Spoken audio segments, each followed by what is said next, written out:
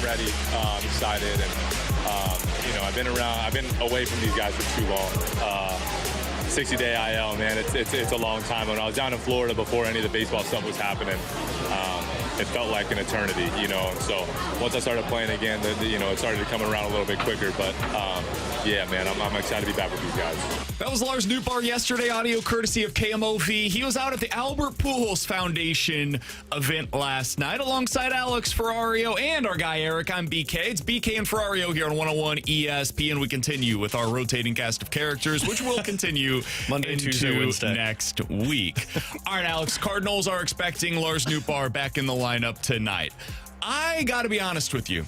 I have been surprised by some of the reaction to his return. Can I go through some of the Facebook comments with you from our post on 101 ESPN's Facebook page yesterday? Nothing would make me happier. Because yesterday, we posted the Redbird Report, which you can find right now at 101ESPN.com, the free 101 ESPN app, or at youtube.com/101ESPN STL. And the headline was, Newt is back.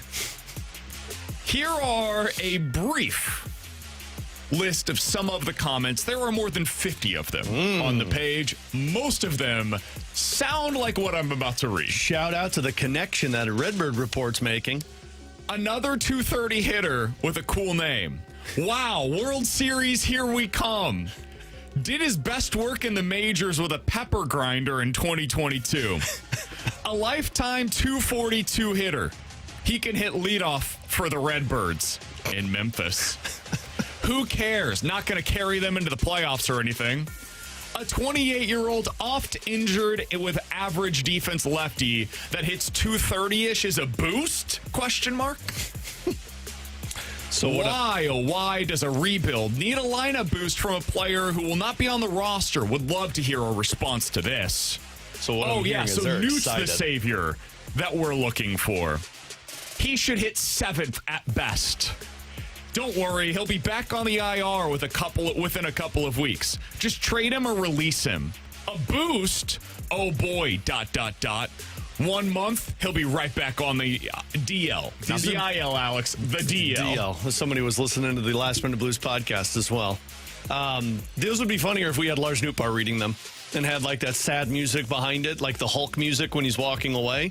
That checks out, though, because people see Lars Nootbaar as another failed project by the Cardinals. He hasn't fixed any of their problems offensively in the past. He hasn't been a star player, and he's been gone for so long. So it makes sense that people view this as, okay, well, this isn't going to make it any better. But typically the ones that comment on YouTube videos are typically the ones that are pretty miserable most of the time. Can I just read you a blind stat line real quick? I'm wondering if it's the same stat line that I'm looking at, but please go for it. Okay, so there is a player on the Cardinals right now who's batting .249 with an OPS of .755. And people love him. He's one of the best players on the team. He's legitimately been, for some people, in the MVP conversation. Now, it's because of more than just that stat line that I just read. But that player has been a huge boost to the Cardinals lineup this year. That player is J.J. Weatherholt. Again, batting .249 on the season with an OPS of .755. Alex, for his career, Lars Nootbaar, in more than 1,900 plate appearances, is batting .245 with an OPS of .750. Basically the exact same stat line, the exact same slash line as J.J. Weatherholt so far this season. And I'm supposed to believe that that's not going to be a boost for the Cardinals lineup? That's crazy talk. Like, the idea that Lars Nootbaar doesn't help this team is insanity to me. Now, he's not a superstar. He's maybe not what people wanted him to be upon his immediate arrival in Major League Baseball. Some of the underlying metrics have not signified what he ultimately becomes. But he's a good player. He helps you defensively. He's a good guy on the base paths where he could add, 10 stolen bases this season. Is an athletic player. And yeah, it's frustrating because he gets hurt more often than you would like. But this is very clearly a boost to the Cardinals lineup. I don't want to suggest that it's not. just because he never became ultimately the star that a lot of people were hoping that he would be. Yeah, the people that are upset, ask yourself, are you fine with watching more of Victor Scott or Jose Fermin in left field and in center field? Because if you're not, well, then you need to have a Lars Nootbaar back in the lineup. The stat line that I was looking at was runners in scoring position, because that's where this team has started to struggle a little bit. And if you look at the career of Lars Nootbaar with runners in scoring position, he's got a .246 batting average, a .347 on-base percentage, .383 slugs, .731 OPS. Put that on the Cardinals players that have taken more than 10 at-bats with runners in scoring position this season. You know where that ranks? Third. That's third best on this team for guys that have taken more than 10 at-bats with runners in scoring position. So if you're done with watching the Gorman and the Fermin or the Torres or the Pajes or the Pozo with runners in scoring position, which doesn't happen very often, then that's what you want Lars Nootbaar back in the lineup for. I am a little skeptical it's going to look good right away. This guy has missed a lot of baseball. He's still doing his spring training. So this is not going to look like what prime Lars Nootbaar has looked like in his past. And I think the first couple of games of Lars, the people that commented on the YouTube video, they're going to have something to sit there and brag about a little bit. But I'm more worried about what this looks like 3 weeks in, 4 weeks in, because the options of having Victor Scott and Fermin and these other players that are hitting 5 through 9, now they could push down further because I'm putting another bat that can impact the game in a really good area. Much better than what they've done the last month. From the 314, comparing a veteran that had a worse batting average than a rookie Gold Glover is an absolutely terrible take. Hell yeah. Good try, Brandon. If J.J. Weatherholt never becomes more than what he has been so far this year, if this is ultimately what he is for the next decade, that's a very good baseball player. He does not have to improve from here. Now, I think he will improve. I think he's got room to grow. But even if this is what he becomes, he's a ridiculously valuable player already, even if he never becomes more than this. That's what I'm saying about Nootbaar. Noot does not have to be a star. Not everybody in your lineup is going to be that. The value of having Ivan Herrera and Jordan Walker hitting the way that they have this season, and Alec Burleson hitting the way that he has so far this year, and J.J. Weatherholt getting on base at the top of the lineup the way that he has this year, is that it lessens the load for guys batting 5 through 9. Mason Wynn can just be what he's been. Just be an average hitter. You're fine. Jimmy Crooks can come up and fit in as that 7-hole hitter. That's fine. You can have maybe later on this season, Nathan Church come back. He can bat 9th for you. Again, be an average hitter for you, and that's fine.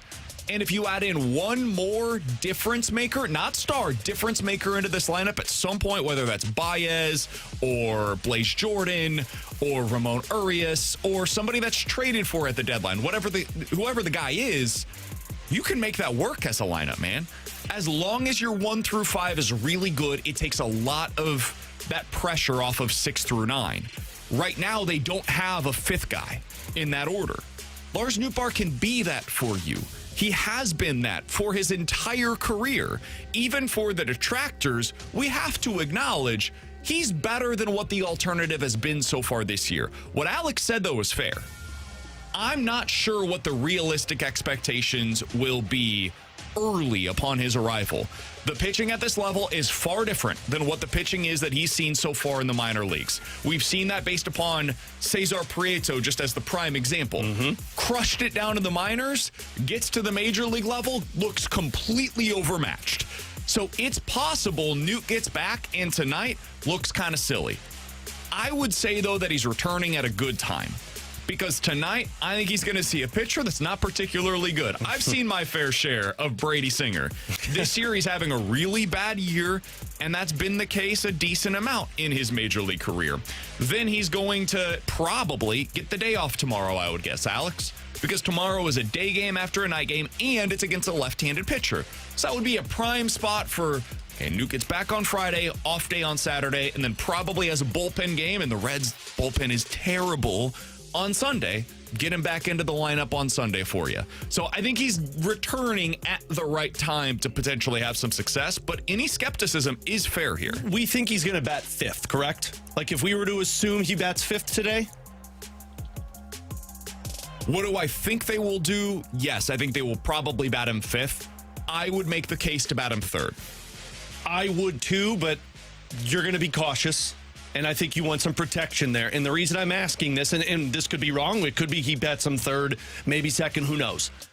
You know who has taken the most at-bats in the 5 spot this season? It's Gorman, right? It's Nolan Gorman. And you know what his batting average is? .216. You know what his OPS is? .617. And for his career, just to put that in perspective, Lars Nootbaar, OPS for his career, .750. Even last year, which was a down season for him, in which he dealt with a lot of injuries, a lot of clearly pain throughout the season with his heels not working properly. .685, which is a 70-point improvement from what you've had so far this year. And that was in a down season for Lars Nootbaar. And I hear people on the text line and see them saying, it's like, well, we don't care about where he's batting. It's put him in put him in the field and we're fine with Jose Fermin. I saw somebody say we want Nathan Church and then just play no Jose Fermin in left field. To me, this isn't about where he's playing defensively. To me, this is about where he's hitting. And if I can take Nolan Gorman out of the 5 spot to where you're talking about the runners in scoring position, which checks in on what they've done with runners in scoring position, Nolan Gorman has not been good in that area. Nope. Put Lars Nootbaar in that spot. That is an upgrade over what they have had all season long. How many games would you have won if you have a guy who can come through in that spot compared to what Nolan Gorman has been? That's the question I'd be asking right now. And I think that's the proper question. That is how this lineup continues to improve. This is a team, it's kind of like what the Blues have been for most of the last 15 years. It's pack mentality, right? Mm-hmm. They're going to win because it's consistently throughout the lineup. They've got guys that can become a threat against the opposition. Nootbaar can be one of many. He does not have to be the guy in this lineup. He can be one of the top 5. So I think this is going to be a really good time for him to return to the lineup. They have been desperate for length in the lineup. I think he helps it. I think Jimmy Crooks has been a really nice addition so far. I'm excited to see more of him in this lineup. And hopefully this continues to lengthen things out as you get Ramon Urias back, who was back in the lineup last night for Memphis. I saw last night Nathan Church also in the lineup for Memphis. Thought it was noteworthy that he was in center field. That bumped Joshua Baez out to the corner. I think that's the way that this is going to look soon, is you'll have Church in center, Newton left, and Jordan Walker in right. And that starts to become the lineup that they were hoping to have at some point this year. Alongside Alex Ferrario and our guy Eric, I'm BK. It's BK and Ferrario here on 101 ESPN. In about 15 minutes, we're going to talk a little bit about the new non-conference slate, and it's going to look quite different for the Missouri Tigers. We'll get into that coming up here in 15 minutes. 314-399-9646 is the Air Comfort Service text line to get involved in the show. And we've got the YouTube chat, as always, at youtube.com/101ESPNSTL. Over in the YouTube chat, they're already talking about Dylan Larkin, who has apparently requested a trade from the Detroit Red Wings. Is that a player who could make sense for the St. Louis Blues to target in a blockbuster type of a trade this offseason? We'll give our thoughts on that next here on 101 ESPN.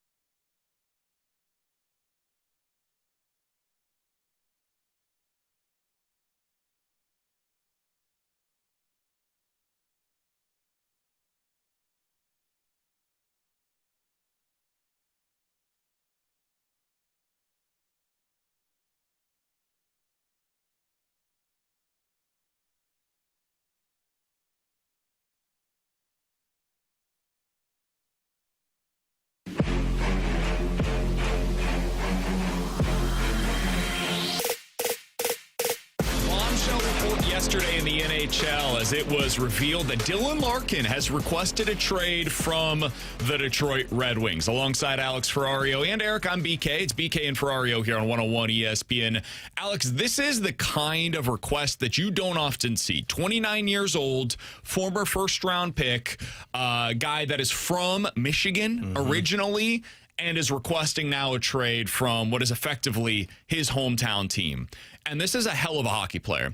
This is a guy that every year, basically, since the start of the 2018-2019 season, is a consistent 30-plus goal, 70-point producer. You can write it in pen. And that's been with some teams that don't exactly have the greatest supporting cast around Dylan Larkin. And then you look at why he wants out. Correct. I think that's part of it. It sounds like Yzerman is also part of it. Yeah. Like, I don't think they particularly see eye to eye with the way that things have gone there. He is 29, about to be 30 years old. He makes $8.7 million per season, and he still has 5 more years left on this deal. You're basically talking about, hey, if Robert Thomas was 3 years older, that kind of money on your books for the next few seasons. And he is a guy that produces at a similar, but not quite the same level as Robert Thomas. So the contract is a positive value for whoever trades for him. Alex, the age is a potential roadblock, as is the asking price, which will be astronomically high for a guy like this. But do you think it would make sense for the Blues to explore what is, I mean, a 1B type of a center as in a trade package this offseason? Explore, absolutely. I don't think you're doing your job if you don't call about this and find out what it would cost. But, man, I went back and forth with this because when you sent it to me yesterday when I was driving home, I saw it and I'm like, well, okay, well, this is obvious. You go after Dylan Larkin. I think we brought Dylan Larkin up 2 years ago when they were going through the contract disputes of like, hey, if he's a free agent, go get this guy. But, man, I settled on last night that I don't think it makes sense for the Blues to make the trade.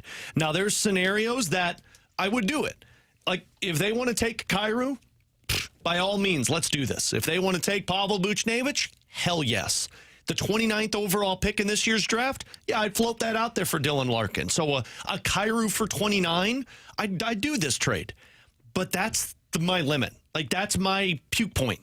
I don't think it makes sense to trade a Dalibor Dvorsky for a Dylan Larkin. I don't think it makes sense to trade one of your young wingers or a defenseman for Dylan Larkin because he's just not in that age window. And I know that will irk some people because he's a really good center, but you're not in the we think we can win now mode. Like, put Dylan Larkin on this roster and ask yourself, can they beat Colorado, Minnesota, or Dallas? And I just don't think they're there yet. I still think you're a couple of years away. And if he wasn't 29, I'd be all over this. So I think as much as I'd like it to work and I'd love to do a Kyrou for Dylan Larkin deal, I just don't think anything beyond that makes sense for the Blues. I do. I think this makes a ton of sense for them. Now, I think the bigger hurdle is, does he want to play here? Is this the kind of situation that would appeal to Dylan Larkin? I don't know on that front. I think there are other scenarios that would probably be a little bit more interesting to him. One that immediately stands out to me is New Jersey, where he could go play with one of the Hughes brothers. Yep. Another is playing with the other Hughes brother in Minnesota, where they've been actively looking for a top-line center for a while now. And I think I would throw in Buffalo, who Tage Thompson is on that team, and Buffalo wants to move Tage Thompson to the wing. They don't think he's a center. And then I'd throw Montreal into this as well. I will go ahead and throw Vegas because they're always in the mix for stuff like this. Not wrong there, right? Brandon. So, like, there's a lot of different places that would make a ton of sense for Dylan Larkin, and all of those places that we just mentioned, maybe with the exception of New Jersey, they are probably more likely to win a cup in the next 2 years than the St. Louis Blues. Yeah. So from that front, I could understand why Larkin would prefer one of those destinations. But it's also a Detroit Red Wings decision. They are not bound and determined to trade Dylan Larkin. No. He's still got 5 years left of club control. If I'm Yzerman, I tell him to eat it. Hey, man, you're under contract. You signed that long-term extension. Mm-hmm. You decided you wanted to be here. If you decide now that you don't want to, great. Go ahead and don't play. Go ahead and sit out. Lose that $8.7 million per year. Go throw a fit. Go make this messy. Cool, that's fine. You're going to be playing for the Detroit Red Wings next year. Mm-hmm. I don't care what any of this other side stuff is. You're a Red Wing. That would be my perspective on it. unless I get an absolute haul where somebody blows me away. And I think the Blues might be the kind of team that can do that. I think they have the kind of package that could make the Detroit Red Wings say, you know what?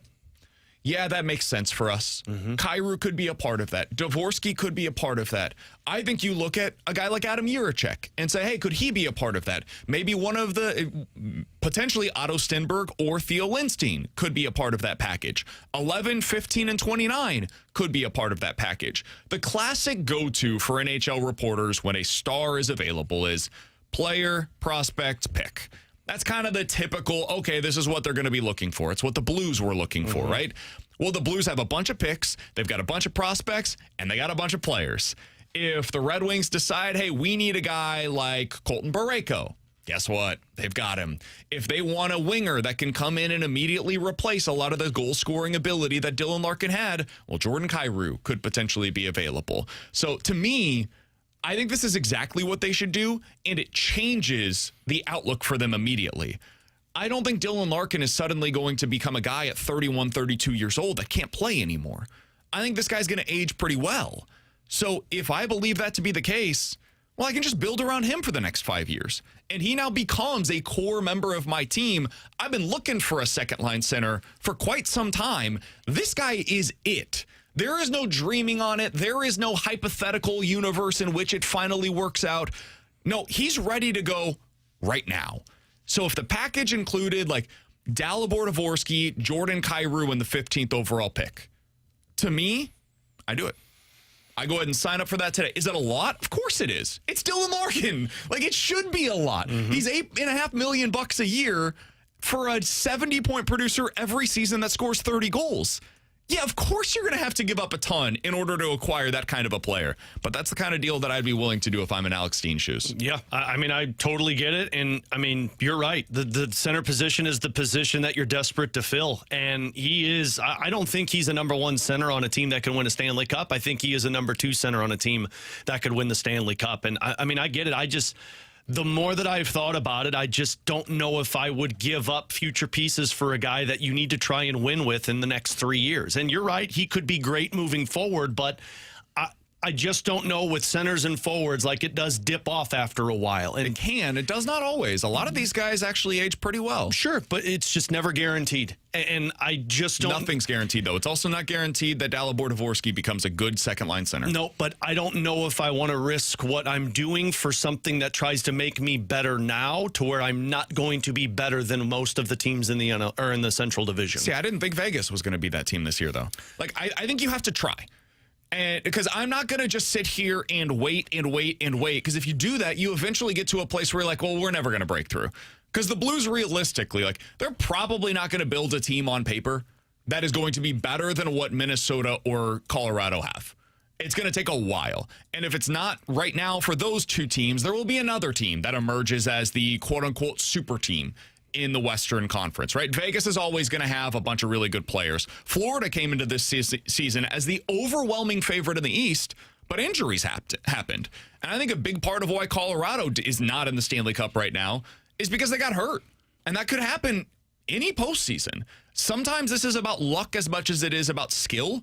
And if the Blues are in position to take advantage of that with a top two center combo of Robert Thomas and Dylan Larkin, that at least gives you the potential of next season or 2028 or 2029 having the kind of team that can break through whenever that opportunity does open up for you. Yeah. I think it opens up your window immediately. I think if we're talking about a package that's Kyrou, I think Kyrou has to be a part of this no matter what. And there's the loophole with this because I don't think Kyrou approves to go there. But under the circumstances we're doing here, I think if it's Kyrou and Dvorsky, I'm at least interested in it.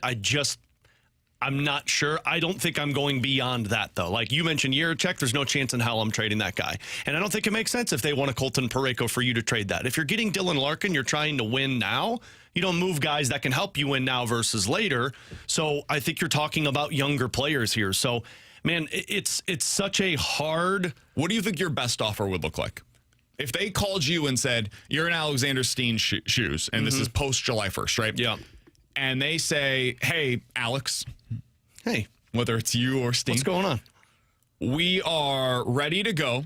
We're going to trade Dylan Larkin. We have 5 teams on his list. The Blues are one of them. You made it into the sweepstakes. He's willing to go there. He's going to stick on his current contract whenever he arrives in St. Louis. We need your best and last offer, and we're going to put it up on the board and compare all of the offers that are here to ultimately trade him to one of these 5 teams. What are you offering your best and last offer? If you're in our Kyrou, Dvorsky, and 15. That's what you get. And I don't think that's the best offer. If they say 11 is needed in that offer. Kyrou, Dvorsky, and 11. Yeah, I'd probably do that. That's what I think their best offer is. I don't think it's good enough, though. Like, I think Minnesota's got a better offer. I think Minnesota's got 2 centers, one an NHL level and another one that they drafted in the first round. And I think they've got a number 1 goaltender that they could offer on top of draft picks. I think Buffalo's got better options. They can offer a top prospect center, a top defensive prospect, a goaltender, and a first-round pick. I think New Jersey's got a better option. Like, if they think they could re-sign Nico Hischier, they could just flip Larkin for Hischier and be in a decent position still. Here's a question. What if you were able to move up from 11?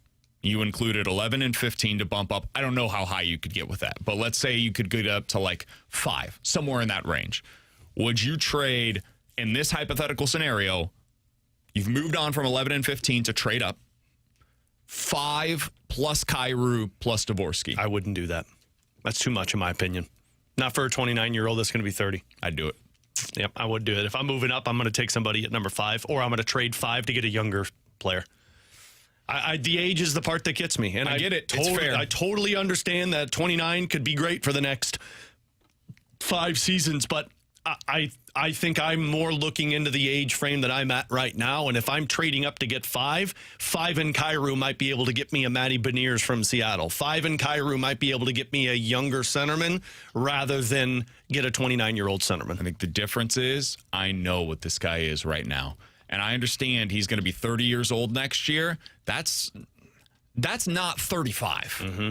You know, I think this team is in a spot right now where they can compete next year and they can contend over the next 3 to 5 years. Otherwise, like, if they don't believe that, then they should be trading Colton Parayko this offseason. Yeah. That needs to be the plan. If they think that there's no way, no scenario in which they are going to be good over the next couple of seasons, well, then right now you should cash in on that trade chip and find out where he's willing to go.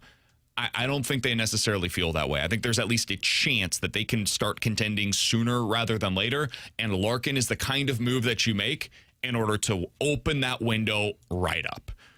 In the Western Conference right now, I think there's a window. I think there's an opportunity. I know Minnesota's good. I know Colorado's good, but all it takes is a tweaked ankle, a bum knee, and suddenly you've got that opportunity next year. Yeah, I mean, look at Colorado in the postseason, right? Like, they lose a guy in the playoffs, and then they're not as good.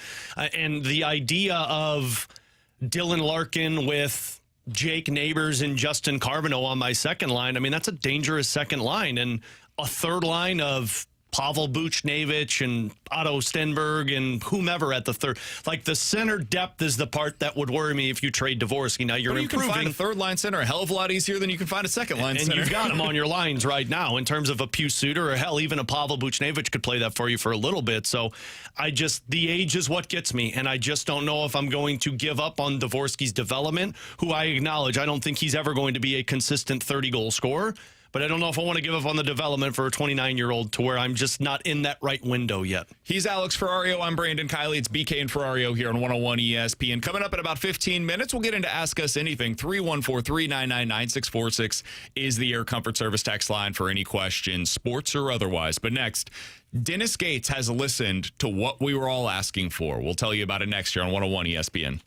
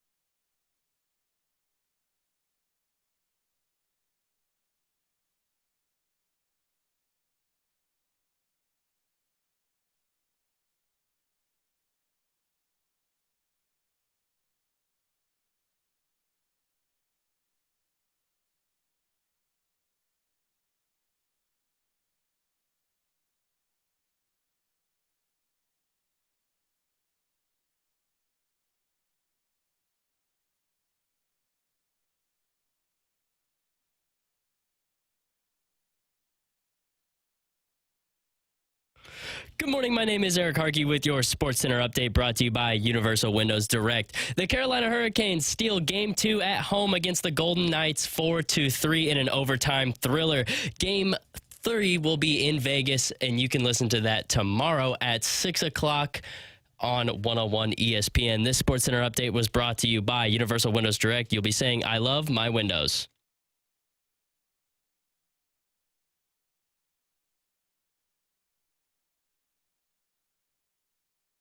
Dennis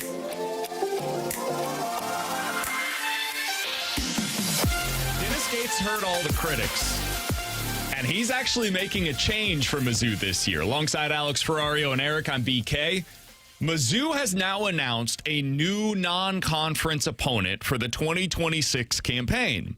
The Tigers are expected to take on the Nebraska Huskers, Alex, in Kansas City. So now on the slate for the non-conference schedule this year includes a neutral site game in Kansas City against Kansas, another neutral site game in Kansas City against Nebraska, a neutral site game in Chicago against Marquette, a neutral site game in St. Louis against Illinois, and possibly there's been some updates on this that make it sound like maybe it's not quite as done of a deal as it was originally reported, but expected to be a neutral site game, again, in St. Louis against SLU. It was also announced today that as part of the ACC-SEC Challenge, Missouri will play against Pitt. So, for those keeping track at home, the non-conference now includes games against Kansas, Nebraska, Marquette, Illinois, St. Louis, and Pittsburgh. Again, assuming that the SLU game officially gets done. That's 6 non-conference games that legitimately hold some level of intrigue. Thank God. Shout out to you, Dennis Gates. I've been waiting for this for years. I hate the way that he schedules in the non-conference. I think it's awful. It does not allow for Mizzou fans to get any sort of an idea on what the team is other than the games against Kansas, Illinois, and basically one other game typically. This doubles that. You now have 6 real opportunities to be able to find out where your team's at prior to January 1st when you get into the conference slate. This also allows for some level of ceiling because it's not just asking, hey, you got to be great in the conference games. Otherwise, there's no real ceiling to your seeding once you get to the NCAA tournament. Now you have those opportunities for big-time quad one victories in the non-conference. I love it. I'm in favor of it. If I was to have one gripe with it, it's the number of neutral site games they're going to be playing. Yep. I would prefer to see these on a campus. And I'm even open to the idea of playing them on the road. Like if Mizzou wanted to play at Nebraska this year and then at home next year, I'm cool with that. I just think college basketball is meant to be played on campus, but they clearly, and it's not just Mizzou, this is something that's taking place with all of college basketball. They're going toward more of these non-conference neutral site games that can raise money and revenue in the bigger cities and you're closer to widening campus. The reach of your teams, too. Theoretically. Yeah, you're supposed to. So, and I know it's tough for them to be able to get people to come into these non-conference games in the middle of the football season where people are already traveling to Columbia on Saturdays, and so they don't want to go to a midweek game in Columbia. It's easier to do that in Kansas City, St. Louis, Chicago, etc. So that's fine. I get it. But that's my one gripe. I will live with that if the result is they get more of these kinds of games on the schedule. Shout out to you, Dennis Gates. You finally did it. Yeah, and I mean, I'm glad that he's doing it, and it makes sense that you're doing it now. When your roster, you feel like it's in a position that can actually take on this type of challenge. You need to get those tune-ups against real competition before you take on SEC play, and frankly, you just strengthen that schedule even more as the season moves along. This is the type of stuff that I think Dennis Gates really needed to do because for a Mizzou fan, you're always excited for those games to start up. But it does feel like, once they get to that bragging rights, that's where it's like, oh, okay, now we get to see them play real competition. A couple of years ago, they took on Kansas early on, and you got to see it. Man, now you're talking about 4 of these games to where you get to see it early on in the season. You gauge what your roster looks like, how they handle that type of competition, and then you adjust before you get into SEC play. Now, the flip side of this thing is, boy, you are putting yourself in a really interesting spot if you're Dennis Gates because you're taking on all of these challenges early on that if it doesn't go the way you hope it does and you struggle against that type of competition, everybody's focused in on you now. And for somebody like Dennis Gates, who I'd say the heat is on a little bit more than what it's been in the past, you're putting all the eyes on you early on. But credit to him to be bold enough to say, I'm going to take that challenge head on and give our fans and give our team something to go up against. I think this is what college basketball is supposed to be, frankly. I mean, like, Mizzou's going to make... If Mizzou's any good next year, you could you could have a terrible non-conference slate. You should still make the tournament. You know, like, you could go 3-3 in these 6 games against the non-conference opponents that are legit challenges, and you still find a way to end up as like a 6 seed, right? And that's what Missouri has been in the past. So they end up as a 6 to a 10 or 11 seed. You get in, you don't have high expectations, but literally all you have to do is go like 500 in conference play nowadays. If you do that, you're fine, especially with the expansion of the NCAA tournament. So I think this does not really change the floor for the season, and it does change the ceiling for the year. And maybe most importantly, it gets fans excited. And there's value in that. College basketball is supposed to be fun. Man, Illinois has been doing a great job of this for years. Duke does this. The best teams in the country, this is the way they schedule. Kentucky schedules this way.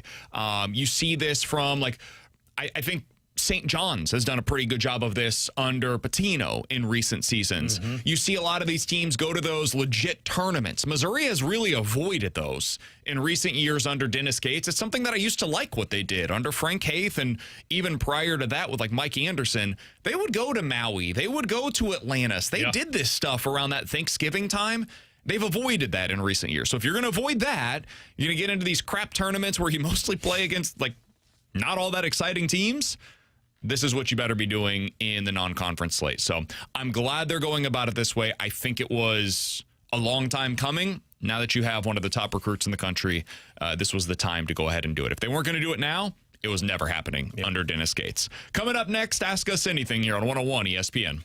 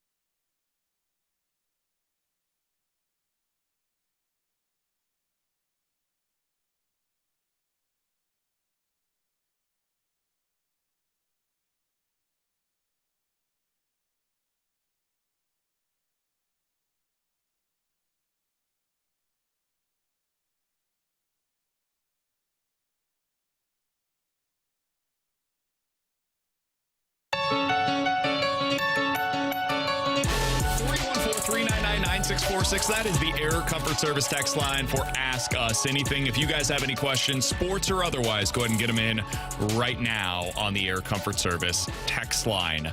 From the 314, Alex, can you please explain how Howden has become such a great goal scorer in this year's postseason? The same way that every fourth-line player seems to be a great goal scorer when it comes to the playoffs, man. Some guys perform well when the stakes are the highest. Like some guys that are just a gritty fourth line, forechecker that can't do much in the regular season, they just don't get a whole lot of opportunities. But in the playoffs, when you need every single guy, and guess what? When you go to the front of the net, good things happen. Those things pay off for guys that play the right way. So it's not surprising. I mean, there's always an unsung hero for a team that makes his way to a Stanley Cup championship. And I loved Ray Ferrario when he was breaking down Logan Stankoven's goal last night. He chuckled and he said, there are some guys that are small and there are some guys that are short. And he said, Logan Stankoven's just short because they play bigger than what they are. And Brett Howden plays a heavy game that pays off in the playoffs. From the 636, guys, would you take J.J. Weatherholt so far this year for Lars Nootbaar the rest of the season? Absolutely. Meaning, would I get Lars Nootbaar if I want Weatherholt's production on Nootbaar the rest of the season?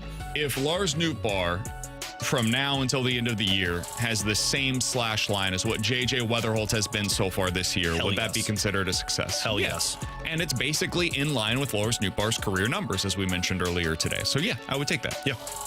Especially for a guy that's been injured as long as he has been. And like, if you can just get to that by the end of the season, man, that's an absolute win for the Cardinals. 314-399-9646 is the Air Comfort Service text line. From the 636, guys, do you think that Minnesota is the most likely team to overpay for Larkin, given their current window and desperation for a top center? Yeah, I think their goal right now is to try and make Quinn Hughes want to stay for as long as possible. And what they have to combat against is his brothers that play for New Jersey. So, like, if I'm Bill Guerin, I need a center. I took steps this season, and I need to get better.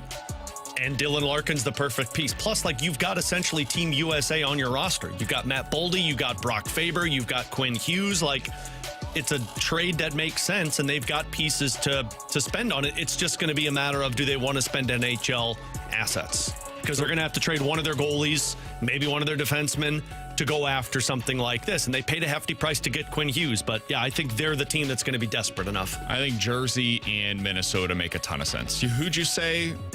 Buffalo, to me, is going to be one. But you mentioned Montreal. somebody. I think it was Friedman. Tampa. Yeah, Friedman said Tampa's going to be the one you have to keep an eye on, which makes sense because beyond Braden Point, they didn't have a centerman. And they've got $13 million to spend this offseason and then $40 million to spend next offseason. So they got the cap space to do it.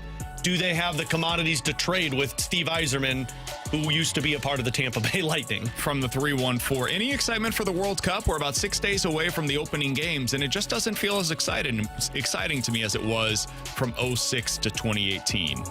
I think you'll feel that once they start. Yeah, I think you need the matches to begin and the whole aura and everything to happen before you really get on board with the World Cup. Yeah, that's kind of where I'm always excited to watch it because it's such a big tournament, but it's not one of those things that I'm getting hyped like I get hyped for the Olympics. I will say I'm curious to see how it goes in the U.S. Yeah. Not in a bad way or a good way. I just want to see what that looks like. So I think there is some anticipation there for me, maybe almost anxiety about it. But yeah, I'm looking forward to watching the highest level of competition, really regardless of sport. And for this one, that sport is soccer. Yeah. From the 314, are you guys pulling for either team in the NBA Finals this year?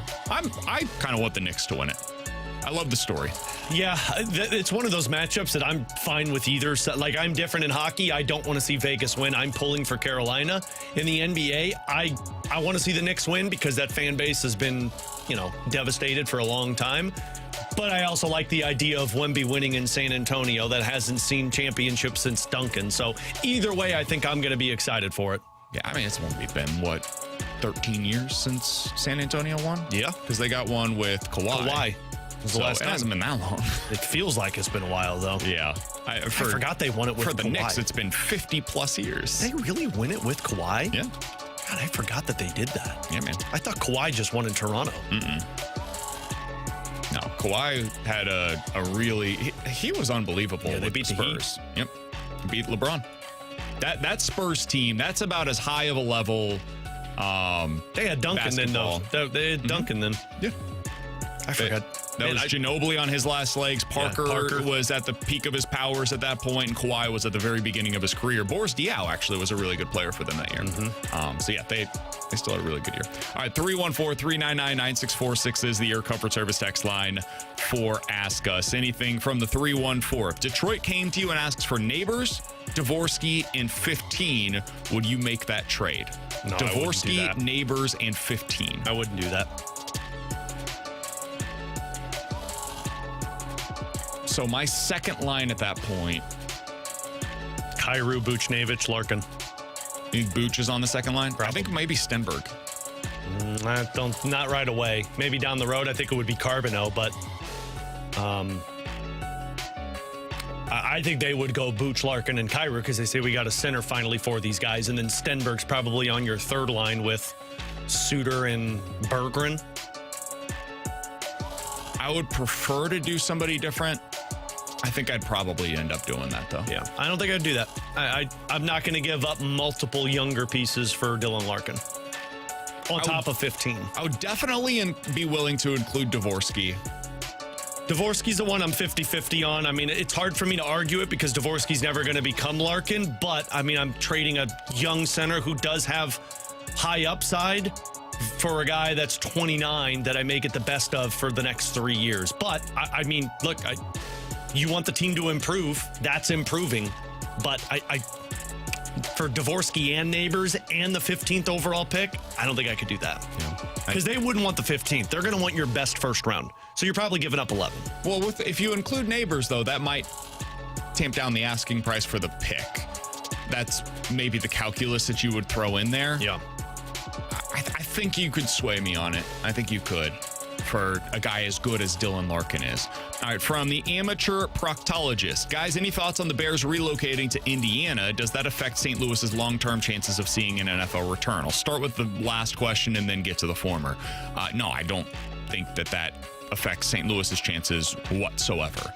I don't think St. Louis is like in the market with Chicago. They're two very separate markets. St. Louis is more connected to Kansas City than it is Chicago, honestly, in terms of the market. As for them relocating to Indiana, I'm sure people in Chicago might feel very differently than what I'm about to say. But I feel very similarly to the way that I did when the Chiefs moved from one side of the state line to the other side of the state line. They're like 30 minutes outside of the city. Is it still Chicago? No, it's different, but it's right outside. I mean, for some people, this is going to be easier to get to the games than it was in Chicago. I think it's annoying. Like, I think if you're a Chicago fan, you probably wish that they could stay in Chicago. But when it became clear, hey, this just isn't going to work, they're still, relatively speaking, in Chicago. And I know it says Indiana next to their name. It would be like in St. Louis if one of the teams moved over to, like, I don't know, Belleville. That's fine. I really don't care about that stuff. So long as you're still in my city, that's really all I care about. Get the best deal, make taxpayers pay the least amount of money possible for it. That's what I care. Yeah, I don't care that I can't call it Chicago because it's not in Chicago. Like, it's still going to be called the Chicago Bears. All I care about is it close enough for me to get to still? Because if it's a 30-minute drive, probably faster considering you're not dealing with the Chicago traffic to try and get to the stadium. Like, I don't care where you're located as long as you're close enough for you to still be my team. We're just going off of the label of, oh, well, they're not in Chicago. Man, it doesn't matter.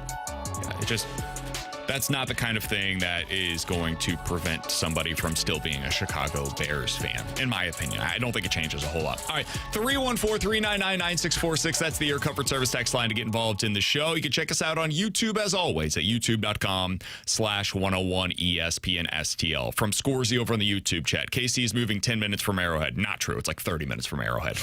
It's basically the same kind of move as what you're seeing here in Chicago.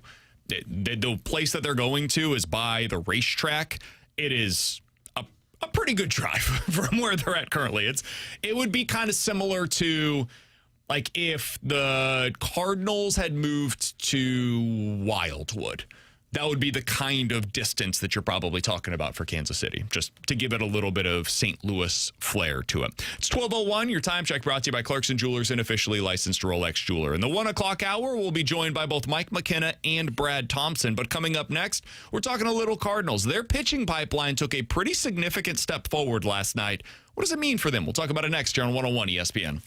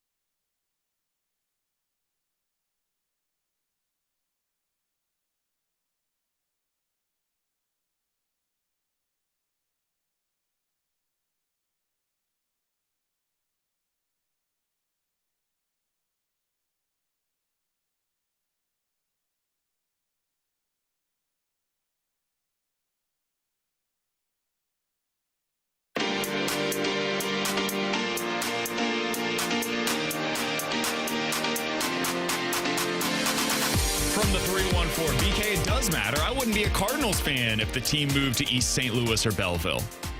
Man, People don't believe that, right? yeah. Well, Are there people that really no, would, I stop having their fandom of the car? Who would you become a fan of? well, or would you just stop watching Major League Baseball? I'm not going to root for Illinois because if they're in Belleville, that's essentially Chicago, and I can't root for Chicago. I just can't imagine that. You don't give I up. can't relate to that. Would be my way to phrase it. They're moving to Illinois so that you, as a taxpayer, don't have to pay more money to have a new stadium built. We have as many listeners on this show on the other side of the river as we do on this side of the river, as we're broadcasting right now from Creve Coeur in St. Louis. Yeah.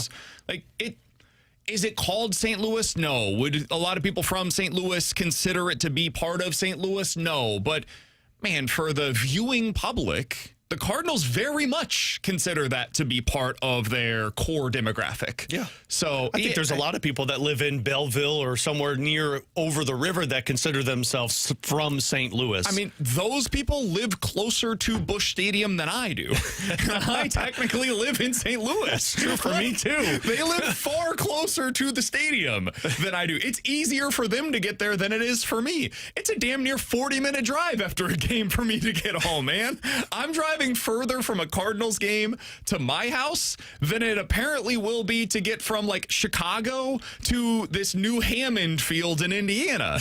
So I don't know, man. It seems normal to me. I don't know. I just... Man, somebody said it's loyalty. If your wife slept across the street, would you still be your husband? I find that to be quite different. That is a very different situation. I don't think the Cardinals are cheating on you by moving to Illinois. My wife and I could move to Creve Coeur. I would still be a St. Louisan, and I would be as much in love with my wife today as I was yesterday, right? Yeah. Like, my son is currently slated to go to St. Charles High. If we moved out a little bit further to St. Peter's, maybe he goes to Francis Howell. It doesn't mean he has to hate St. Charles. We still live in St. Charles County, man. Yeah, this one's a really good one, and this is where I'd be at. From Collinsville, Catsup Bottle. I from Collinsville, went to school in Chicago. It's much easier to tell people that I'm just from St. Louis. Exactly. Let's not have the whole conversation. Well, I'm from Illinois, but it's right by St. Louis. I went to school in Chicago. I'm from St. Louis, man. Let's just not have this conversation. From Cat Dad Gamer over on the YouTube chat. It's called St. Louis, Missouri. Belleville is in Illinois, where the Cubs are. Okay, good. That makes it a lot easier to understand. We're showing what's exactly wrong with our generation, according to Doug's fat friend. Man, that's the text name. I don't. Am I alone on this? Like, no. Am I in a minority? Maybe I am, because I don't think listen, so. This is not a St. Louis thing, I promise. I feel the same way about the Chiefs in my hometown of Kansas City. They moved across the state line, and I could not tell you how little I care.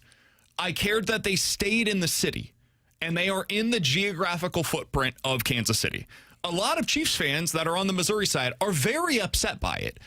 I couldn't relate to that conversation either. They're getting a spaceship kind of a stadium paid for them out in this area that basically has a whole lot of nothing other than like the strip mall. It's like moving to Chesterfield, where like you have so much land that, yeah, you can build an entire entertainment district around a stadium. So I get it. I understand how that could appeal to an owner. It's the same thing with this Hammond, Illinois or Indiana thing. They're going to get everything they're asking for, probably for a much cheaper price than if they were purchasing land and building a stadium in Chicago proper. So I get why the Bears would want to do this.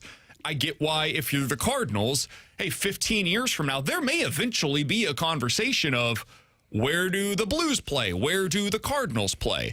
And if they decided we're going to move to Chesterfield or to Belleville, I will enjoy every bit as much going to those games then as I do right now. Now, for baseball, I do prefer it to be downtown.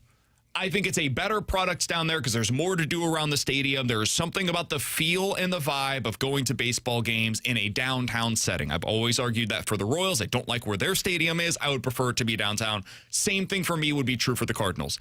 But if it wasn't, I'd still enjoy it. Mm-hmm. I'd still go to the games, and I'd still think it's great. Well, I do not agree with the sentiment of you are in a different area, which means you're not from that city, or which means it's not a part of that city, right? Like, how many people have to move for work that grow up in St. Louis that have to go live in, I don't know, Chicago? They're not automatically going to become a fan of the Chicago Cubs or the White Sox because they live in Chicago now. No, you're still a fan of St. Louis. And maybe some will. Maybe. And God bless you. If that's your perspective, more power to you, man. The reason you're a part of a fan base is because of your history with that team. So I can't fathom the idea of giving up on a team and the history and the memories you've built enjoying that team because they moved 50 miles across the river and they're in the state of Illinois. So that means they're not a part of the St. Louis community. From the 636, if the Bears were to go to Arlington Heights in Chicago, the mixed-use development that they're trying to build would get used nightly.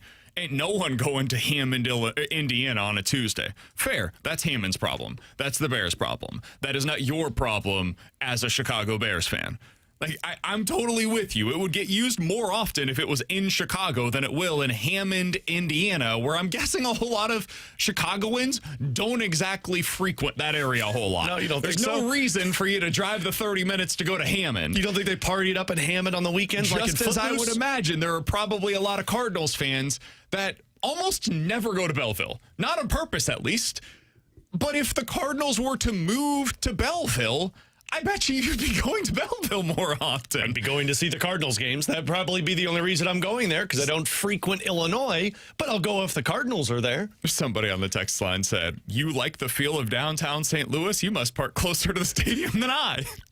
Yeah, I like the feel, the vibe of downtown baseball. Also, I think that the backdrop of the arch at Busch Stadium is part of what makes it feel like Cardinals It's the baseball. same for PNC Park, right? You get Yes. the background of the Clemente Bridge. Like, it feels... And once again, that's the history of the Cardinals and being fan of the Cardinals, that even if you move from Belleville, it doesn't really take it away. It sucks because you don't have that arch view, but maybe you got the arch view on the other side of the river. From T-Dags, guys, please send the Blues to Arnold. That way JR and Alex could have a shortened commute. God, do you know how happy my wife would be if I was only gone for 5 minutes? I mean, that would be a longer drive for you, though. No. it wouldn't. Given where you're at now? No, it's just down 141 for me. That's a 10-minute drive, man. My wife would be so happy. JR would be thrilled. Oh, yeah, it'd be 5 And then minutes when I got for to him. drive JR home after some Blues games, it's an easy commute for both of us. From Marsh's college program, BK, the Patriots play an hour away from Boston, and nobody cares. Dude, the Patriots, when their opponents come to play them, they fly into Providence, Rhode Island, not Boston, because it's easier to get to the stadium from Providence than it is to get there from Boston proper. Now, they are also called the New England Patriots and not the Boston Patriots, so maybe that's now part of the conversation here. But the New York Giants do not play in New York. The New York Yankees technically play in the Bronx, not on Manhattan. The New York Mets more or less play in Long Island, not in Manhattan proper. So this is not some unique thing. A lot of these teams are from outside of the city. You know, I don't see the real downside to this. I mean, and look, if that's how you feel, more power to you, man. Stick to your principles, and if they take it from St. Louis and you're not going to be a fan of it, then by all means. But I just can't fathom the idea, and honestly, finding myself caring that much that, sure, they play in Belleville, but that doesn't mean they're not a part of the St. Louis.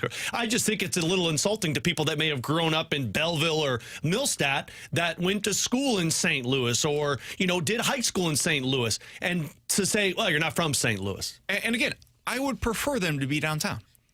If Agreed. The Blues and the Cardinals, whenever they ultimately decide, hey, we are in need of a new venue, that's going to happen eventually. I don't know if that's 5 years, 10 years, 20 years down the road. I have no idea. But at some point, they will go back to the city and start negotiations on what their next arena or stadium will look like and where they can get that done. And if that is ultimately in Belleville or Arnold or Chesterfield or Wildwood Arnold or would be St. great. Charles or O'Fallon, it will not really make a tangible difference to me. I would prefer them to be in St. Louis, but it will not be something that I ultimately care that much about. From the 636, being okay with our teams leaving St. Louis is such a loss of a take. I'm not okay with them leaving St. Louis. I do not view this the same way as the Rams going to L.A. Mm-hmm. If the Rams, instead of moving to L.A., moved to Earth City, I would feel pretty happy right now because I would get to cover a football team. What if they went to day-to-day. Belleville? I would be thrilled. Because Earth City is still Missouri, and they're making point. sure you understand that that's Missouri, and the problem is the state of Illinois. If they moved to, I don't know, what's 30 minutes away on the Illinois side? Alex, I frankly don't frequent the Illinois side all that much. My sister lives in Millstadt, which is about 30 minutes away. There you go. Millstadt, Illinois. If they moved to Millstadt, Illinois, I would far prefer that to them actually moving out of the city. Yeah, it's like the Field of Dreams. You got corn in the background rather than the arch. And by the way, somebody makes a great point. Having the Arnold Water Tower in the backdrop for Busch Stadium is better than the backdrop of the arch. And I agree, 618. What's the funniest possible place that they could move? Arnold. Like within the St. Louis Arnold. footprint. Arnold would be hilarious. And I'm from Jefferson County. I grew up in Arnold. That would be hilarious. And there's the beautiful Arnold Water Tower backdrop. Oh, God, that would probably be the funniest that you could get out of it. I think Fenton would be pretty good. Fenn's that's where I live now. Fenn's a beautiful area.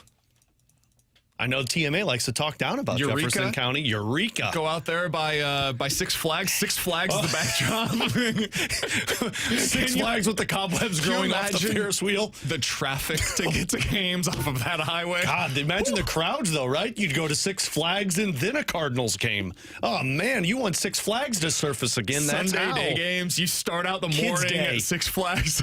God, you can just Get see. a 2-for-1 ticket. You see people on the Ferris wheel. It's stopped. That's just watching the Cardinals also game. Would be great. Go to Fast Eddie's and then eventually, is it Grafton? Grafton. What about Sauget? There you go. Got stuff to do after the Cardinals game in the evening. Or before. Or during. Day game, matinee. Matinee. And then you head on over to Sauget, Illinois. There you go. See? This is okay, ladies and gentlemen. We found a way to make this thing work. Yeah, I will continue to cover and root for them to be successful, regardless of where they're at in the St. Louis footprint. Yeah. So long as it remains in the St. Louis footprint of what our listening audience is right now, I'm good with it. Mm-hmm. By the way, Cardinals had a great night last night when it came to their pitching pipeline, and that's a good thing for everybody involved. We'll Tanner talk a little Franklin bit more looked about that coming up next here on BK and Ferrario.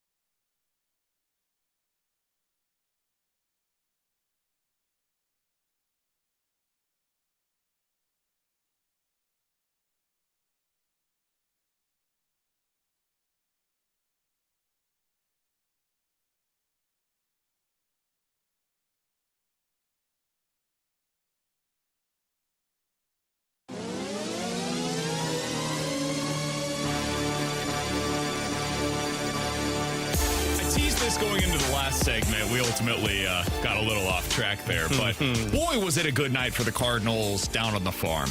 Quinn Matthews had 6 scoreless innings, 9 strikeouts for the Redbirds. Liam Doyle struck out 6, gave up just 2 earned runs over 5 innings in his start for Double-A. Down at High A with Peoria, it was Tanner Franklin, last year's one of their top draft picks. 12 swing and misses for him. Had 7 strikeouts, allowed just 1 earned run in 5 1/3 innings for Peoria. Those are 3 pretty important pitching prospects for the Cardinals. Doyle, Franklin, and then Quinn Matthews. Alex, we know about Doyle and Franklin. Those were 2 guys that they drafted last year. They're expecting them to become really good starters in the future, but they're further away. Doyle's still working on some of his command, still trying to figure out his breaking balls down there, but it's starting to become more productive because early on this season, the production wasn't there, even though the process kind of looked like, okay, the stuff is still there. Quinn Matthews is really interesting to me. In his last 4 starts, he's gone about 20 innings. He's only allowed 10 hits in those 20 innings. Now, he does have 12 walks over that stretch. That's still a problem for him. The command is not always there. But 25 strikeouts and 48 swings and misses in those 4 starts. Swing and miss is very much there. Strikeout stuff is starting to return. Velocity is ticking back up once again, and people can't hit him. It's just about command. I said yesterday, man, maybe Quinn Matthews becomes somebody that they look to include in a trade if they decide to become a buyer at this year's deadline. If he continues to do this prior to the trade deadline, he's more likely to be in your rotation in the second half of the season than he is to be used in a trade in the second half of the season. And that's a huge boost for the Cardinals because, man, early this year, I thought that there was a chance Quinn Matthews gets passed up by 2 or 3 different starters in their system. Yeah, I think the development of this Cardinals team becoming a contender again is solely predicated on what their pitching pipeline does. Like how fast they develop and what they turn into is how this team gets to that contender status and can start spending money to get themselves to that World Series contender level.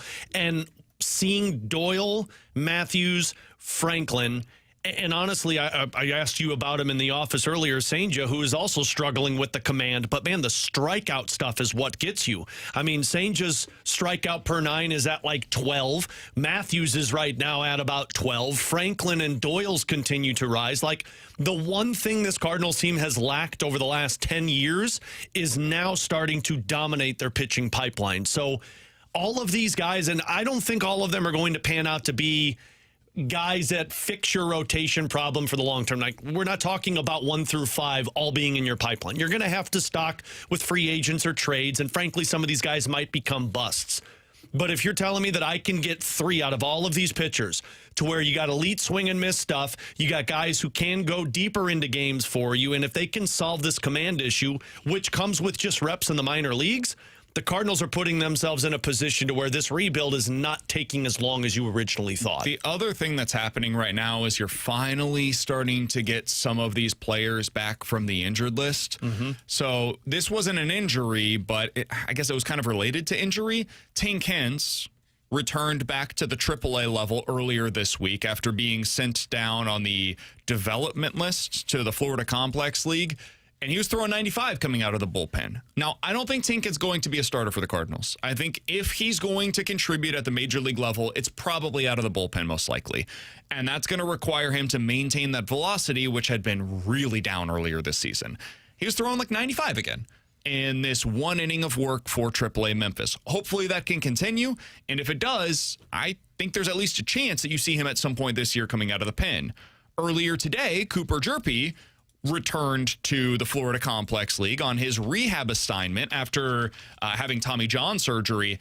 He went an inning and did not allow a run, I don't believe. So that's a positive first step in his path back to the major leagues. Again, I think there's a chance that he becomes ultimately a really good wipeout reliever from the left side. I just don't know that his body's going to be able to hold up to the rigors of becoming a starter again. So I think those are 2 guys that are already on the path. You also have TK Roby working his way back from injury right now. You're eventually going to see Richard Fitz coming back from injury as well. That's a big part of what this season is because you look at the 40-man, we've talked about it, Alex. it's clogged right now with guys returning from injury, and the rest of this season is going to go a long way in determining what their future is in this organization. Yeah, and this is why, like, you just listed off all those guys that start to get healthy. You've got a lot of outs here. And then you've got this draft upcoming to where you've got, 7 picks in the top 75? You're going to take, like you said yesterday, a decent amount of pitchers, you would imagine, in this one. And the mindset of Chaim Bloom and his staff of that upside and swing and miss stuff. You've got all of these outs to, one, develop 12 pitching prospects in your pipeline. Let's say that they draft a decent amount of pitchers at this year's draft. But the outs also come with, all right, fast forward 2 years from now, and a lot of these guys develop properly, and you feel like you've got a good handle on your rotation, but third base is a glaring hole on your roster. And one of the better third basemen is available via trade. Man, now you got 3 guys in your pipeline that have developed that you're not really too worried about because the rest have developed, and you can make that aggressive push. It's why we joke around with the Blues and how they just keep taking defensemen. Like, you're not using all these guys. The wingers, you're not going to use all these guys.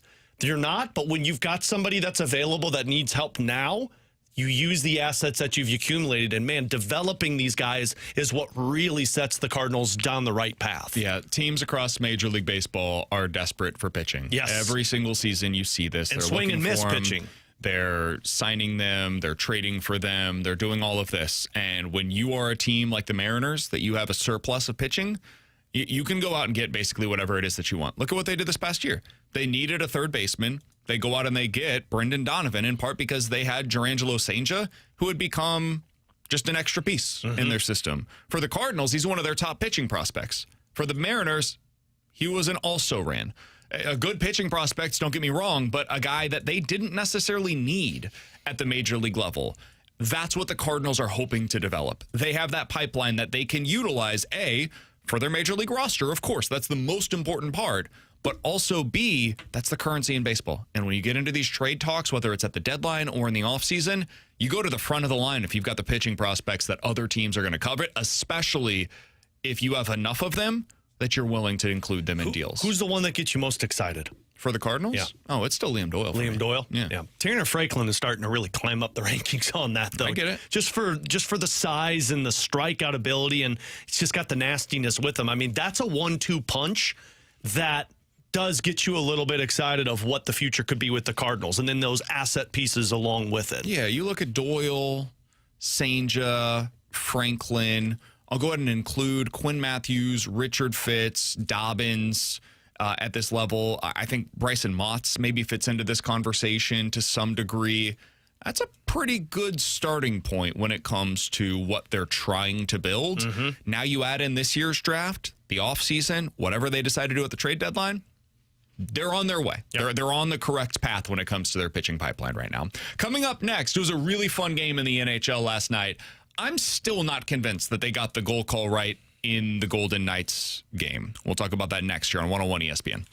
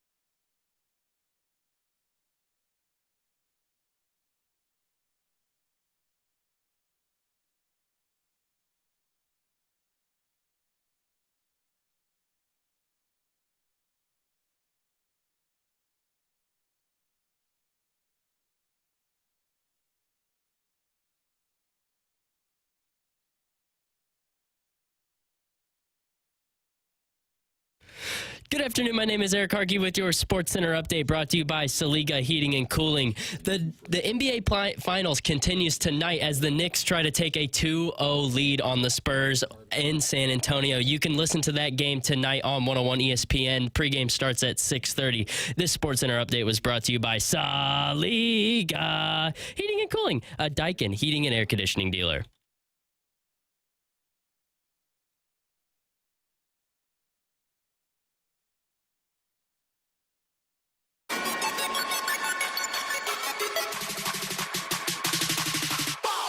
These gentlemen would quiet all the critics wondering where they've been if they score the game winner in overtime.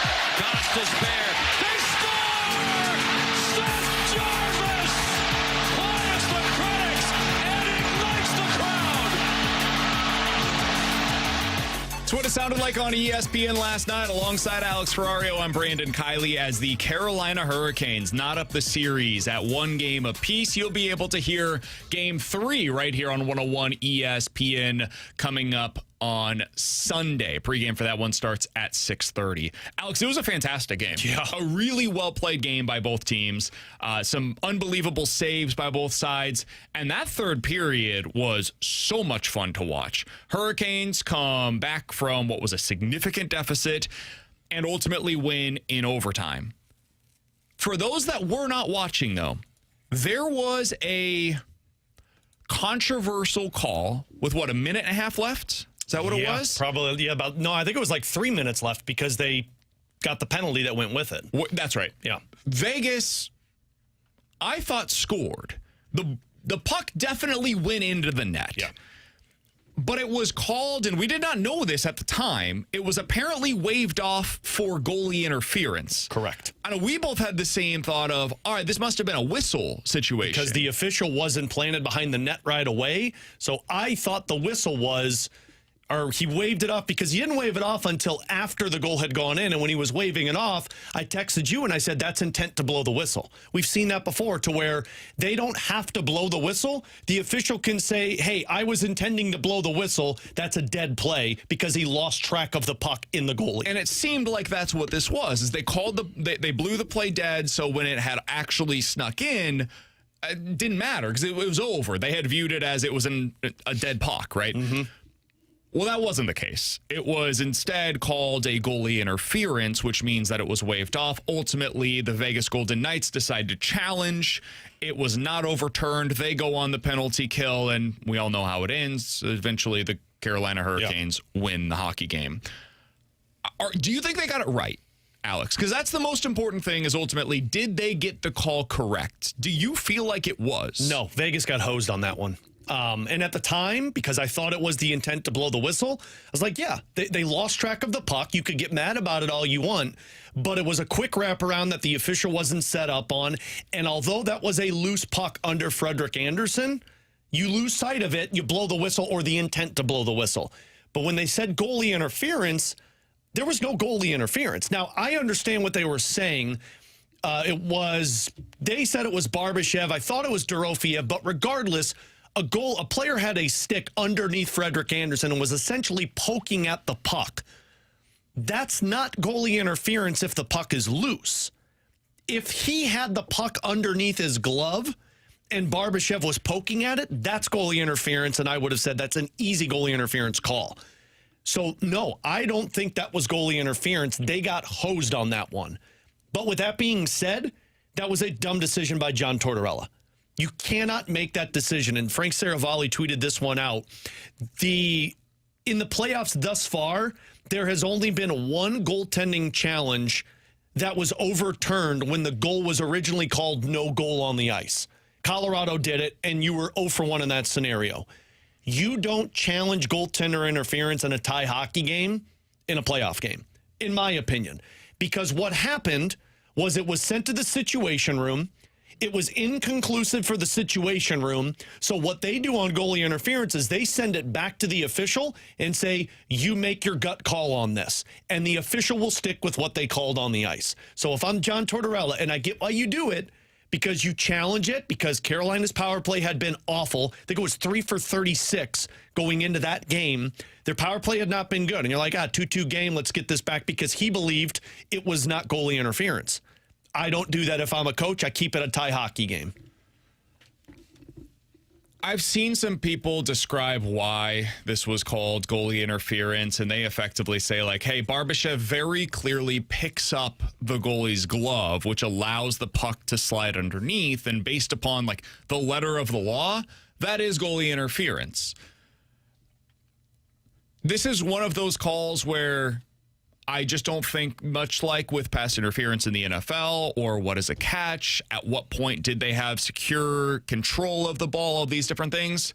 There is so much that is left for interpretation, and I don't think there's a way to really change that whatever they called on the ice, I think is what they were going to have to go with. Yeah. If they had not called this goalie interference on the ice and had not called it dead, I think it's a good goal.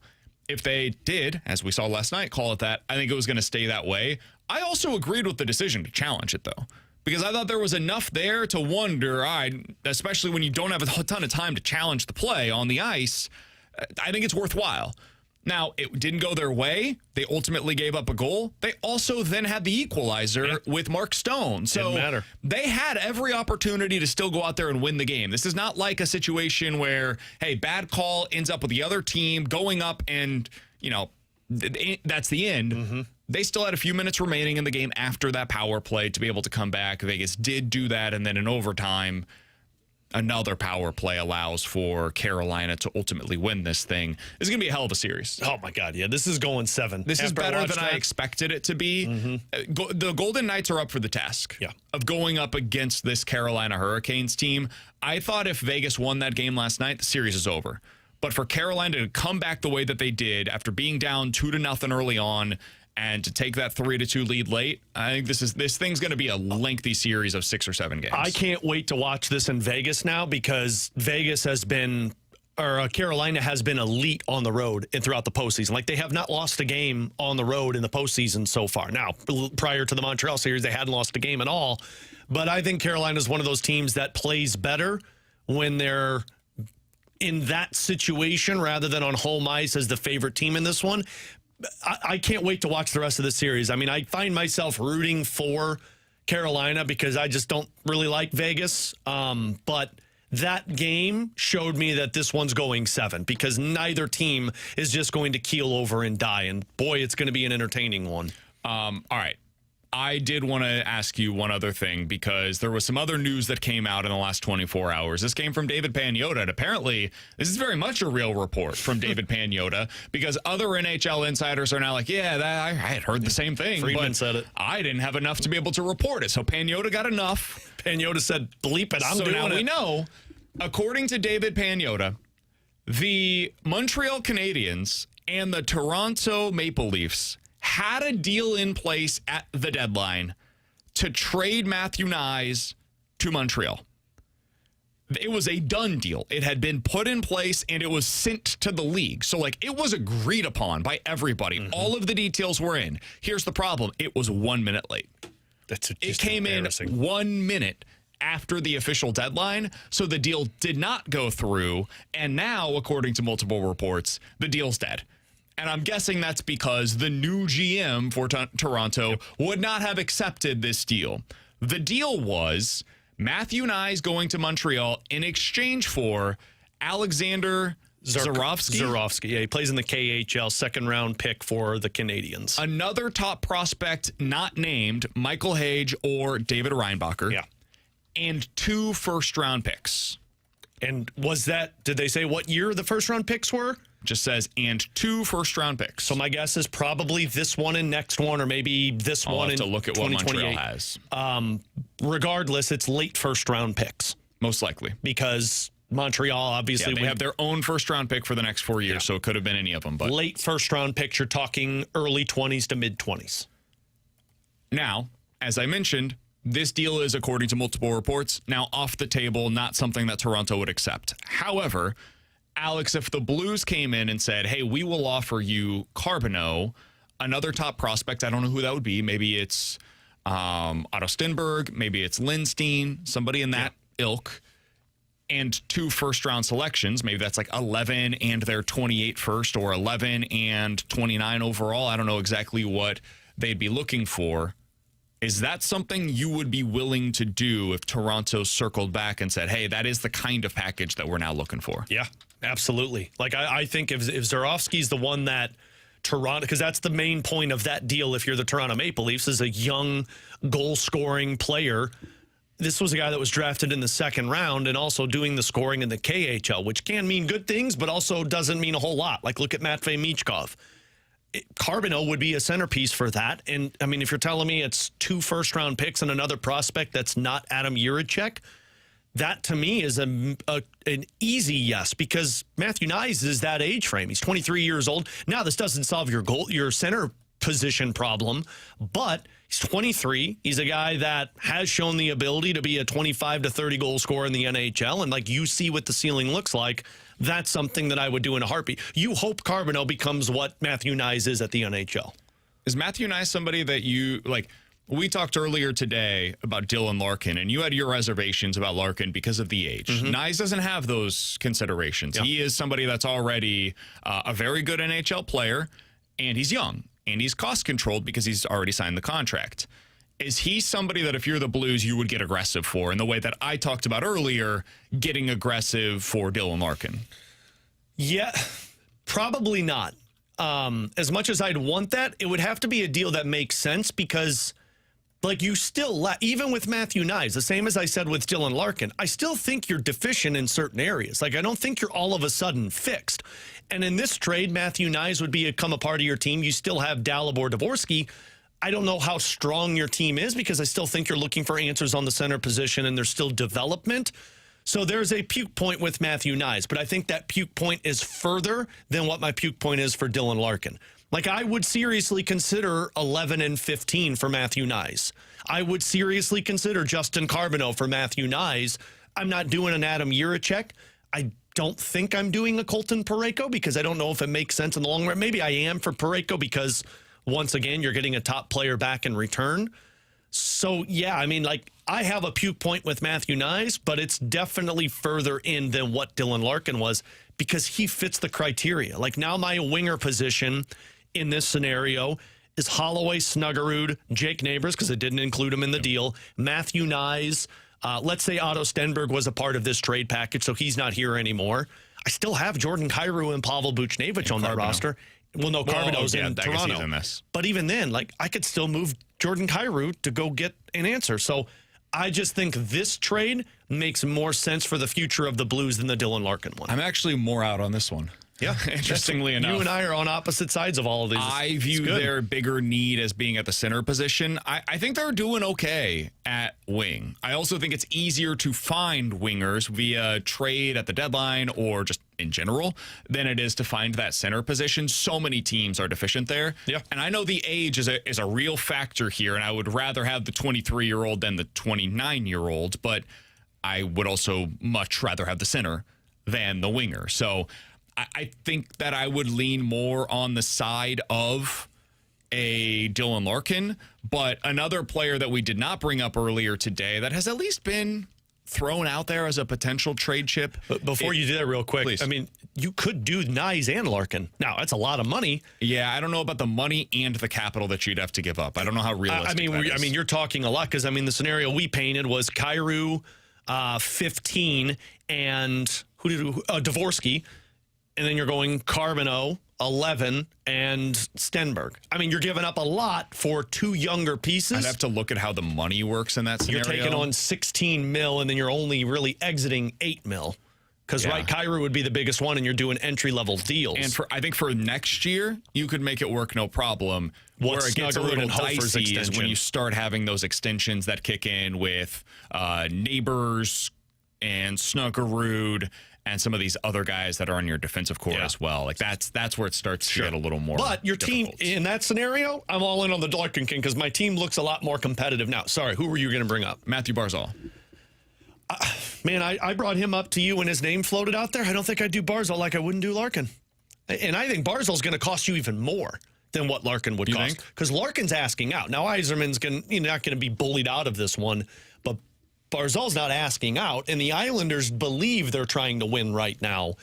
But Barzal's not a center. Like, Barzal can play center.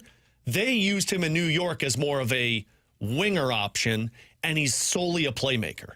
Like, he is solely a guy that sets other guys up, where Larkin's a guy that can score goals too. So I think Larkin makes more sense for the Blues than Barzal would. And I think Barzal would cost more money. And we're talking about the same age, and they're both, and I think Barzal's a little bit more expensive. I think he's like $9 million. Yeah, he is more expensive. He has less trade protection. It's I think like a 20-some-odd team no-trade list for Barzal as opposed to the full no-trade clause that exists for Dylan Larkin. So they have a little bit more leverage with him. I'm with you. I would probably stay away for the asking price because he's so bad at faceoffs. Yeah, I'd rather go to Larkin. Truly horrible. And that is the kind of thing where you're looking at, okay, how'd you feel about the Pavel Buchnevich experience at center? That's kind of what the Matthew Barzal experience is at the center position. He is a much better winger than center, and this team is once again in desperate need of a center. Yeah. So I would go right back. Dylan Larkin's the guy that if I'm going to blow my load on one of these guys out here, Nice. whether it's Barzal or Nyes, Larkin, whoever, Larkin is the one for me that I would be circling and saying, that's the dude. Yeah. Now, there's also other guys out there, including Jason Robertson. I don't think he's going to get dealt. No. And Brady Tkachuk, again, I don't think he's going to be dealt. But for right now, if there is one player that I would be very interested in, I know what the age concerns are.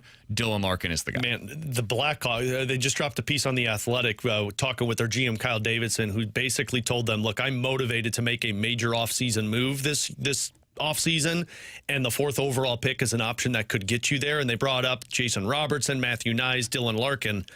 That's the team that, man, if I still think I could get Ivar Stenberg, I would, I don't know what their appetite would be and if a guy like Kyrou would want to go there, but like 11-15 in Kyrou, the 4th overall pick, is something that I think would be motivating for me if I'm the Blues, because it's an asset that I don't know if it's going to work here. Plus, I'm getting all of these picks to go get a guy that plays on my team right now. That's something that I just wonder the conversations that continue to excel moving forward. Like, I don't think the Sharks realistically move theirs, but if you're the Blues, can you convince them? Because I don't think you're getting Jason Robertson, maybe Matthew Nyes, but do you want Nyes versus a Kyrou? They'd probably say Nyes because he's younger and more of the power forward. And if it's Kyrou versus Larkin, I mean, you're getting a center position versus a winger where they don't really need the center. That's another one that I still think is a consideration if Blackhawks are interested in it. 314-399-9646. That is the Air Comfort Service text line. You can always check us out and get involved in the YouTube chat at youtube.com/101ESPNSTL. Over there, Splashback Deuce says you could starch socks with how often these guys love talking hypothetical transactions. Welcome to the offseason, man. Real quick, one thing on that. There's not a whole lot else that we can talk about locally here in St. Louis today. We just broke down the NHL game for you last night. We've talked Stanley Cup final game. We've given a lot of thoughts on Lars Nootbaar and the Cardinals pitching pipeline. We're going to be talking to Mike McKenna and Brad Thompson coming up in the 1 o'clock hour. We've got plenty of other conversations to have here on the show today. But if you want local Blues content, I don't know what else there is to talk about with the Blues right now other than hypothetical scenarios. You want to talk about Zach Dean and Dylan Peterson getting 1-year contract extensions? I don't have anything for you there. Me neither. What about the East Coast Hockey League team that the Blues are affiliated with that's going to the championship? Also, Cat Dad Gamer says, oh my God, BK, no, Blues get McTavish over Larkin. Oh, no. No, I would go Larkin over. If you're giving me those two options and the trade's the same, I'm taking Larkin. I'd rather a guy that was in the Selke Trophy conversation that can score 30 goals and is 29 versus a guy who is bad defensively, slow, and has only scored 23 goals at the NHL level. Plus, he's $1 million cheaper than Dylan Larkin. No. Also, the asking price would be quite different. That is something to keep in consideration. I actually don't think so. I think both would be the same. I think Anaheim would be greedy enough to say, you're giving us a good deal for McTavish. Oh, if they're even close, then yeah. I think Anaheim, I mean, Pat Verbeek is he's a badass, man. Like, you match my deal or you don't get this player. So I think he's going to be surprisingly expensive. If that's the case, Larkin. Yeah. Larkin or bust. Or just run the damn team back. Screw it. You don't have to convince me, brother. That's been my thoughts on sad that I've I gotten think that here. is still the most likely scenario for the Blues this offseason. Yeah, I'm starting to sway more and more that I think they make some type of aggressive move. He's Alex on BK. Mike McKenna joins us in 10 minutes. Junk Drawer is next.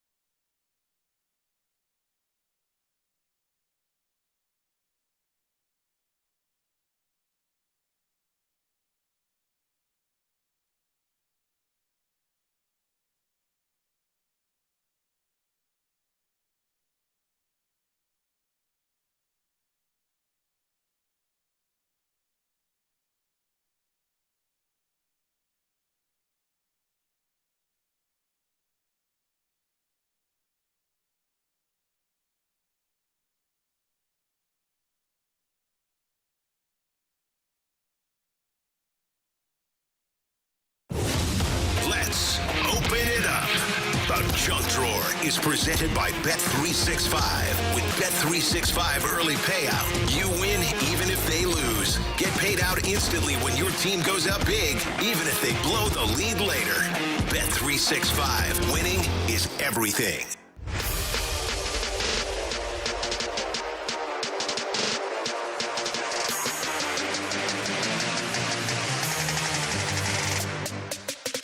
I need a ruling, Alex. Uh-oh. What'd you do? I think this is a VKO. If you think it is, and it probably is. I've never been to a New York Yankees game before. About a month ago, Kara said, hey, I'm going to New York with a few of my friends in early June. We're going to be there from Friday to Sunday. Do you think you, BK, and our brother-in-law would be interested in meeting us there? 'Cause she's going with her twin sister and a few of the other girls that she grew up with. You think you'd be interested in meeting us there on Sunday, and then we could extend the trip a little bit and have a few days in New York? I said, that sounds great. I would love to go. And my brother-in-law said, well, while we're there, the Yankees are playing on Sunday night against the Boston Red Sox. Oh, my gosh. Why don't we go ahead and go to a Yankees game? This would be an awesome game to go to. You're getting to see the rivalry between the two teams historically that have hated one another. I don't care what you're about to say else. You have to go to that game. So we decided we're going to go. We bought tickets. We're going to be in the stands for this game on Sunday night.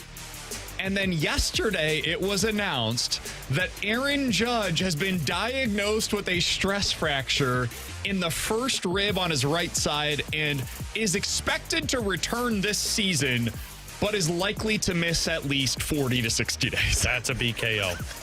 That is exactly a Judge, BKO. the reason you go to a Yankees game is to see Aaron will not Judge be playing on Sunday night because I'm going to be in attendance. Honestly, though, the Yankees and Red Sox series doesn't matter without Aaron Judge. So, yeah, that is an absolute BKO. Man, he you still is have to the go. reason you go. Now, you still have to go. That's Yankees, Red Sox in New York. And I get to see Schlitter as the Yankee starter. He's been unbelievable this year.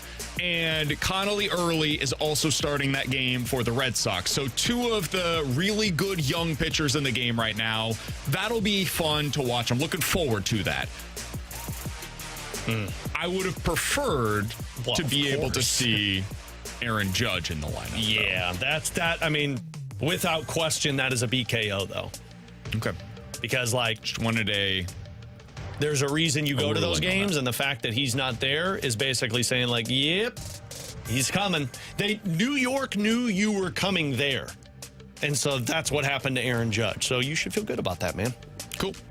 I wouldn't plan on doing anything else in New York either, because God only knows what you might break or ruin. I truly feel bad for New York Knicks fans because I'm going to be in the city while they play Game 3. Yeah, I'm expected The president's expected to be in attendance at the game on Monday night. Jalen Brunson's going down in the first quarter. I'll just say it right now for people. I hope not. I hope everything goes fine. I hope they win the game.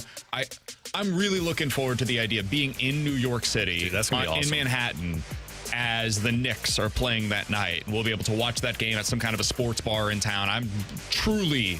It's a once-in-a-lifetime kind of experience, so I can't wait to be there. We just stumbled upon it. I looked up the hotels earlier this week. Thank God we had already booked them. Oh, yeah. Because people are going nuts trying to get tickets to that game and then staying in the city that night. Yep. The prices have gone completely crazy for Monday night. All right, alongside Alex Ferrario, I'm Brandon Kiley. Coming up next, we're going to be talking to our guy, former NHL goalie, now NHL analyst, Mike McKenna, who joins us each and every week. He does so next here on 101 ESPN.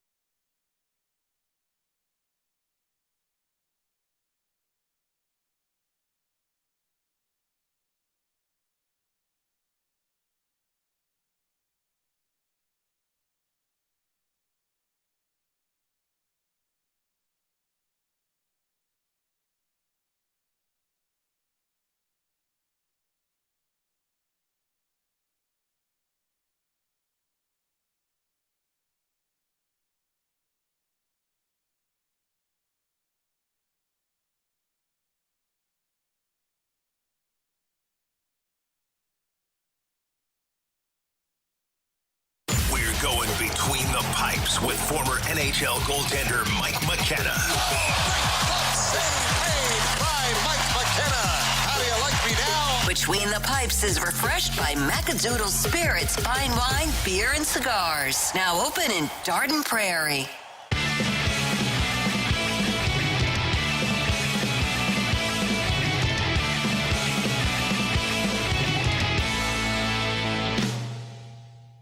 Alongside Alex Ferrario, I'm Brandon Kiley. It's BK and Ferrario here on 101 ESPN. Happy to go out to the Kiley and Thompson hotline to be joined by our friend, our weekly guest here on BK and Ferrario. He's Mike McKenna joining the show. Former NHL goalie, now an NHL analyst, and of course, the spokesman for our friends over at Macadoodles Weekly here on the show. Mike, appreciate the time, man. How you doing? Man, doing great. Picked up a bunch of juice this morning. Got all kinds of bourbon. IndyCar is in town. You know, I've been dying for this. It's my favorite thing outside of hockey, so it's going to be a great weekend. And now the Blues have a great trade target in Dylan Larkin. Couldn't life be better right now? What do you think? Let's start there. You like it? You like the idea of him on the Blues? I love that. I do. I think Dylan Larkin has been chronically underrated, underappreciated, and not surrounded by people capable of playing with him in Detroit. He's a driver. He's fast. He's still in his prime. He showed during the Olympics to me that he can really still play at that level. This is a guy that has never gotten the flowers he deserves, yet despite putting up most seasons just under a point-a-game pace and being a consistent 30-plus goal scorer.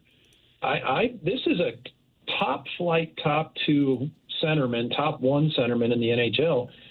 Could there be a bigger splash the Blues could make? Like, this is the guy to go after if he's available. If they called you right now and I put you in charge of the St. Louis Blues this offseason, you're in Alexander Steen's shoes, and Yzerman says, hey, we talked to Larkin. The Blues are one of 5 teams he's willing to go to, and we're asking people for their best and last offers. We're going to put them up on the board and decide what the best deal is for the Detroit Red Wings. Let's all of that is the starting point, right? What would you be willing to offer as your best and last offer from the Blues? Well, it'll be interesting with the money, because with Larkin, you're dealing with somebody who's going to be up over that. I haven't looked at it, but I believe he's over the $8 million mark. It's like 8.7, I think. Like right at it. Yeah. And he's right at that dollar figure of a top-flight centerman. We're always going to say Jordan Kyrie's in the mix here. That's just always what's going to be the case. We know that. It's hard to put together a trade deal not knowing what Detroit's going to want exactly for Dylan Larkin, because you think they would want forward help and scoring help. They're not going to let a 30-plus goal scorer walk without getting back a 30-plus goal scorer potentially. We got the perfect one for him. We do, but he's not a centerman. And that's where this gets kind of interesting, because I bet if I'm Steve Yzerman, I'm going, well, if you want Larkin, why don't you give me Robert Thomas? And that's still kind of a full stop moment where we're trying to get the Blues to have 2 top-tier centermen. Giving up a Robert Thomas wouldn't make any sense. Mm-hmm. It would have to be a package that would include scoring, i.e. Kyrou. It would have to be a package that probably includes defense as well for that team. So you're probably looking at Parayko, or a combination of Parayko, or maybe not him and one of the young defensemen that have already shown well, a Lindstein or whoever else. So I would imagine it would take serious roster power, Kyrou, 30 goals, and probably one other roster player and at least a high draft pick to get a Dylan Larkin. For that. There's just that much premium on centers in the NHL. Totally agree with that. Now, Jiricek is one that I think if they'd call, I'd say no way, because I just don't think that benefits the Blues long term, Mike. And then the one that I just kind of toyed with is Dalibor Dvorsky, because although I'm fairly certain Dvorsky is just not going to be a consistent 30-goal scorer at the NHL level, I also don't know what the upside of him looks like. And the thing about Dylan Larkin, it's just the age compared to what the core of age that the Blues are looking for right now. Yeah, I agree with you on that. And Dvorsky, we've seen really good moments from him, but we also saw him start to really trail off last year, more than we expected to. I thought we were going to see a lot of upward trajectory with his scoring, and it just didn't come. Remember coming out of the Olympics, we're thinking, this is it. Like, this is Dvorsky. This is the best version of him.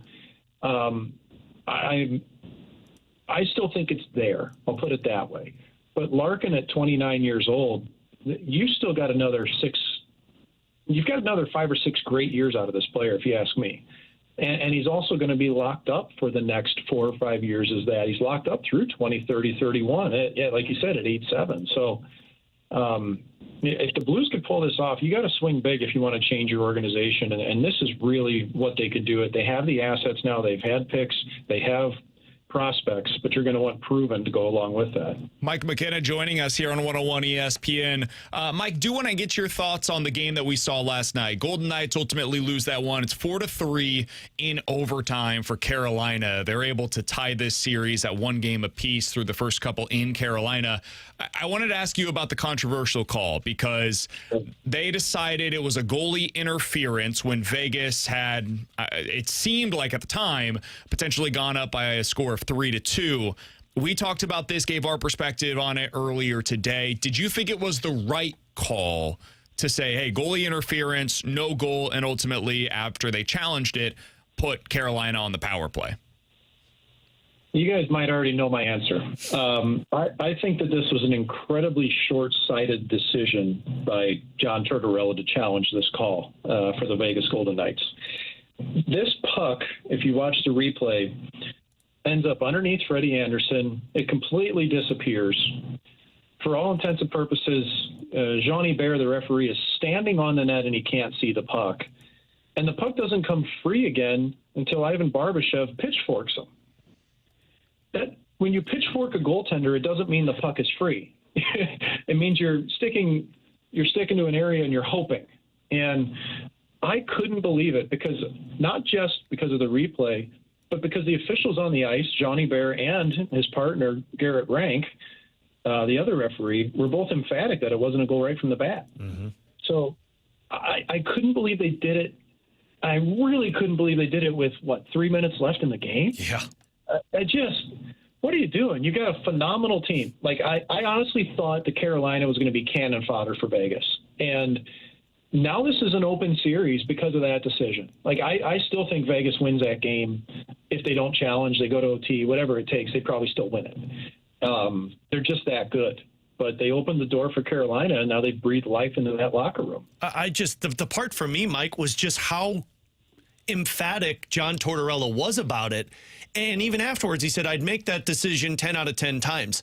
I understand that the power play had been struggling for Carolina, but that was the moment that, man, you could feel through the television, it's not going to get overturned. They said it was goalie interference.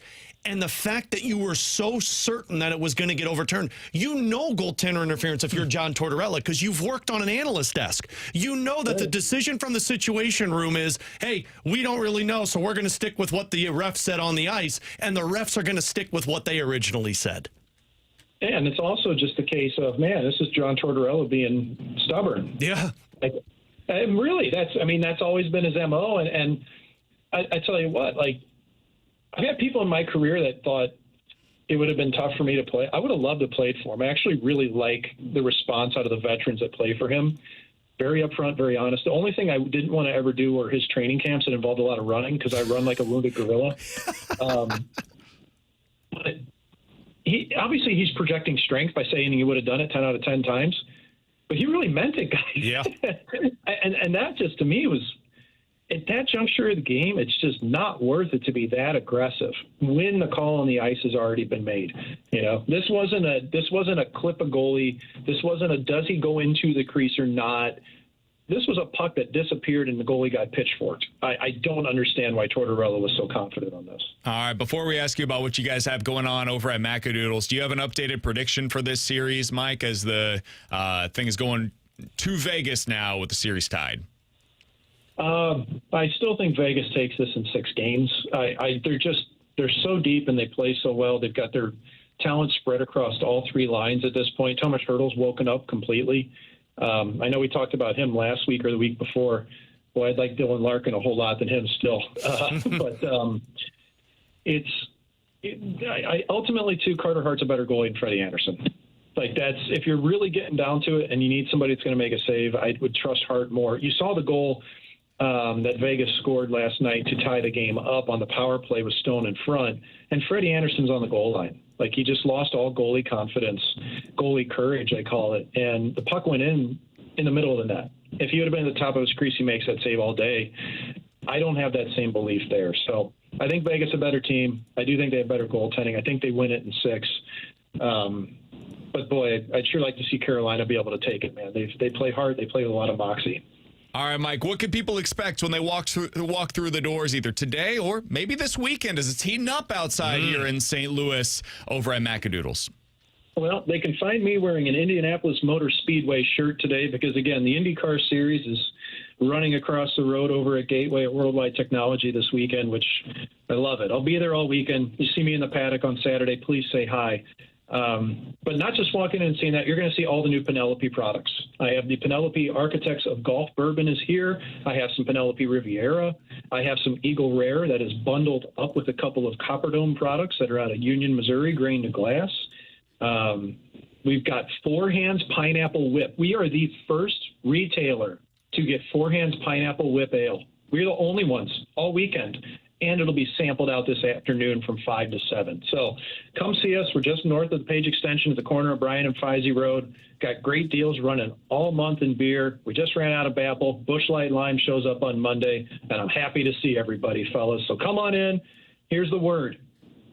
First, this is the third person to come in today, the third to come in, ring the bell, and say moo juice, because at Indianapolis, they drink milk when they win. So we're going to say moo juice, ring the bell. Third person in the store can take home a bottle of Bland's at $89.97. I like how you did the third person in the store, Mike, because you know that the guy is waiting in the parking lot or the gal is waiting in the parking lot, so you're going to make it a little bit more difficult on them.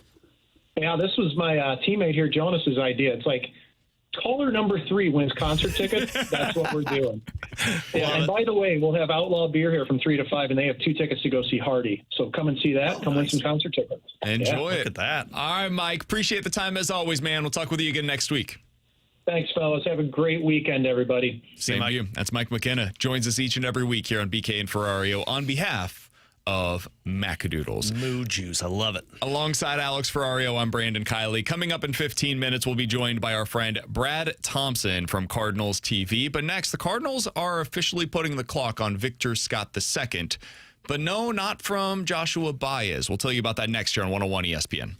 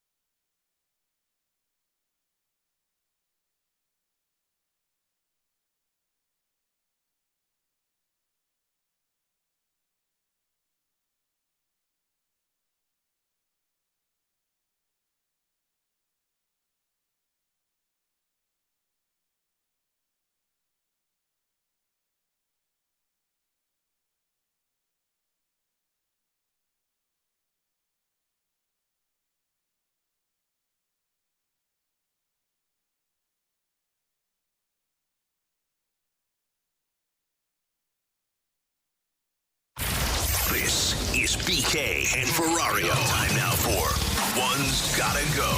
We offer up the talking points, and you get to pick which one's gotta go on 101 ESPN.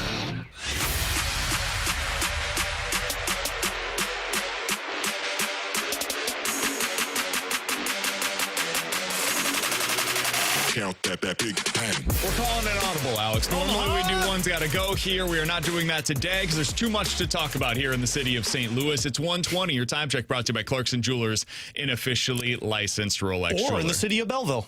Or in Belleville. Or wherever St. you're Charles, at. Or in Arnold. Wherever you're at. Doesn't matter. Chesterfield, Clayton, you know Crestwood. Because it doesn't matter if you're in the state of Missouri or not. We love BK and Ferrario here on 101 ESPN. Well, we love you, and I hope you love BK and Ferrario. Same thing. Same thing.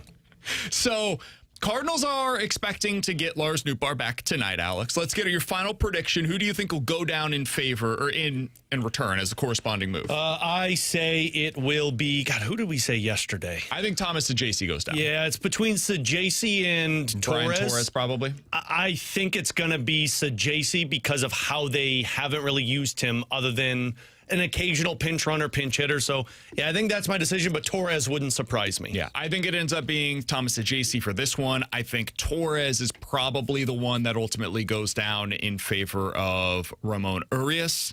And then you will have Nathan Church, and that becomes a really interesting decision. Mm-hmm. Now, Torres and Nathan Church both started their rehab assignments yesterday down in Memphis. That is a little earlier than anticipated. They were supposed to go down there at some point this weekend, but for them to go down yesterday, it speaks highly to where they're at in their rehab process right now. I would bet at some point in the next week or so, we're going to be talking about one or maybe both of them coming back up to the major league level. Alex, to me, I know everybody's going to jump to the Nolan Gorman conversation with Urias, and I think that's fair. He's going to lose some playing time to Urias, especially against lefties. What really stands out to me is Victor Scott. Buddy, you got about a week to figure this thing out, man. Yep. Because for as much as people have talked about Joshua Baez, yesterday it was Nathan Church in center field in AAA. And I think that is the guy who's coming for Victor Scott's job if Scott doesn't start producing offensively. Those bunts with runners in scoring position, you better start getting them down. Other situations in general, you got to get on base, and then you better start getting aggressive on the base paths. You have to show your value, or you will be replaced sooner rather than later if you're Victor Scott in this lineup. Yeah, and honestly, the pressure should be felt for Victor Scott. And I don't even know if it's a matter of you better start laying down those bunts, because that's great that you can get that job done. But, man, you need to start getting some hits in those prime areas, or need to start being a prime asset with your on-base percentage and stealing bases, because I just think Nathan Church can provide the same caliber of defense in center field. And prior to his injury, man, he was just more of a comforting feeling when he was at the plate, because you felt like he could come up with a big hit. And I don't feel that way with Victor Scott ever. I feel like you could see Victor Scott lay down a bunt and probably outrun it. I don't feel like Victor Scott's going to swing the bat or come up with a big hit. So, yeah, I mean, I think that's going to be the best thing, or the best way that this plays itself out, which kind of tells you where things are at for Joshua Baez. Like, yours is going to be a corner outfield spot, and it might be until post-trade deadline.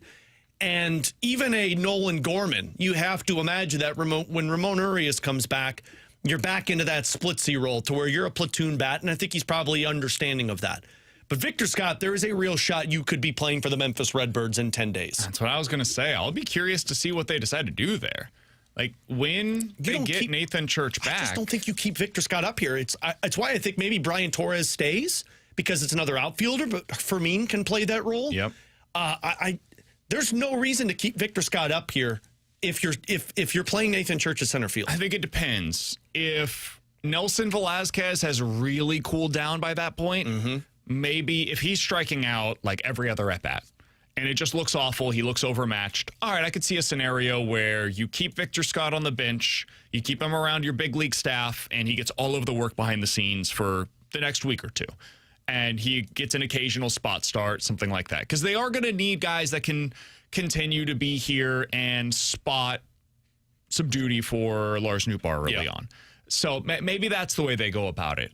But if Velazquez continues to hit and he crushes lefties the way that he has so far, and fingers crossed that continues to be the case, I think Vic would be the guy that goes down, because if you send down Jose Fermin, you're DFAing him and you probably lose him. And they're not going to. I don't think they're doing that. No. You can't send down Ramon Urias. I guess maybe they could send down Pedro Pajes, but the way they operate, they like having that third catcher, because when Ivan Herrera is at DH and Jimmy Crooks is behind the plate, the only way you can make any changes is by having Pedro Pajes on the bench, unless you're willing to lose that DH spot, and they don't typically operate that way. So I don't think it'll be Pajes either. I think that's probably what happens is Church comes up.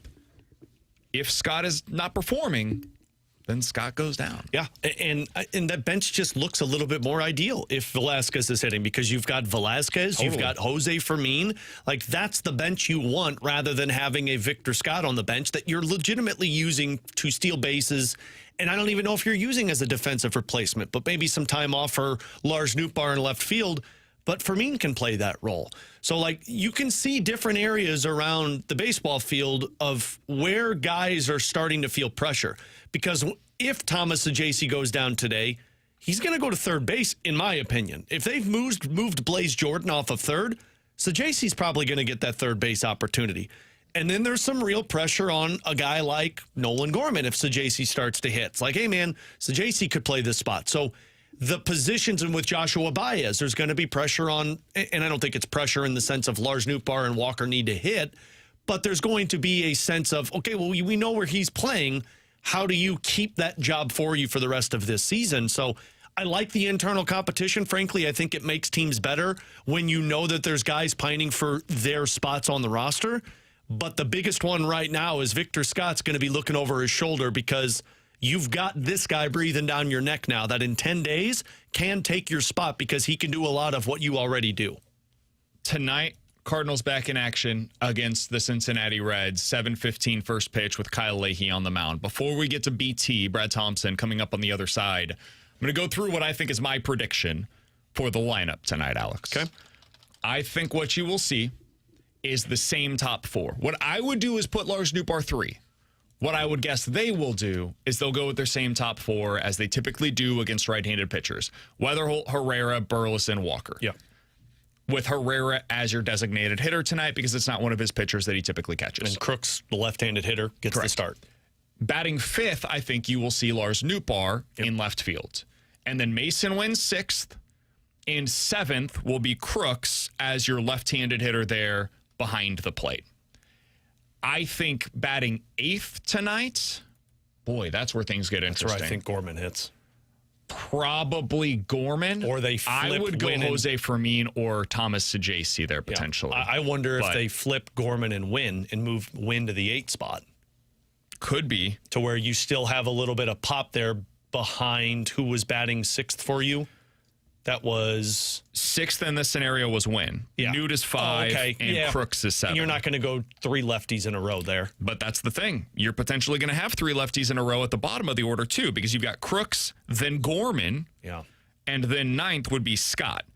Now, one of the values of doing that is that you could actually incentivize the opposing team to go to a left-handed pitcher later in the game, where once you get to Crooks, they'll probably bring in a lefty to face Crooks, Gorman, and Scott. And then that's where you can counter in that scenario with Crooks probably still gets that at bat since he's your catcher tonight.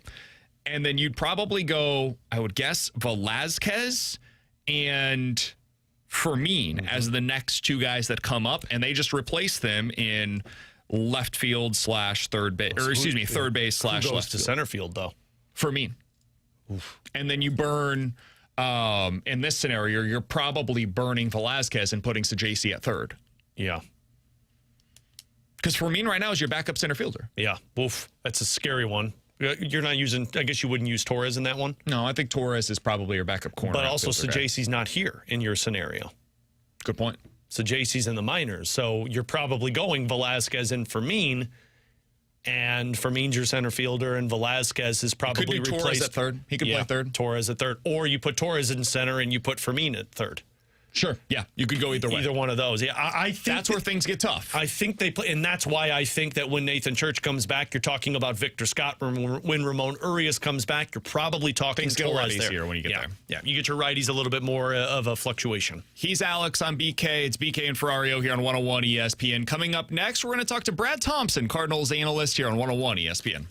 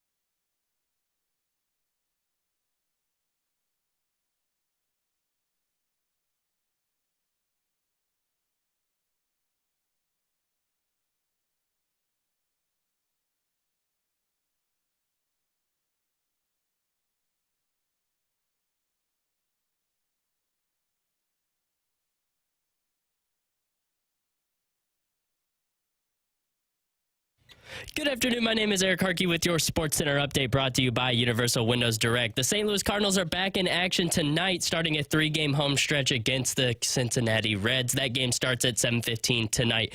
This Sports Center update was brought to you by Universal Windows Direct. You'll be saying, I love my windows.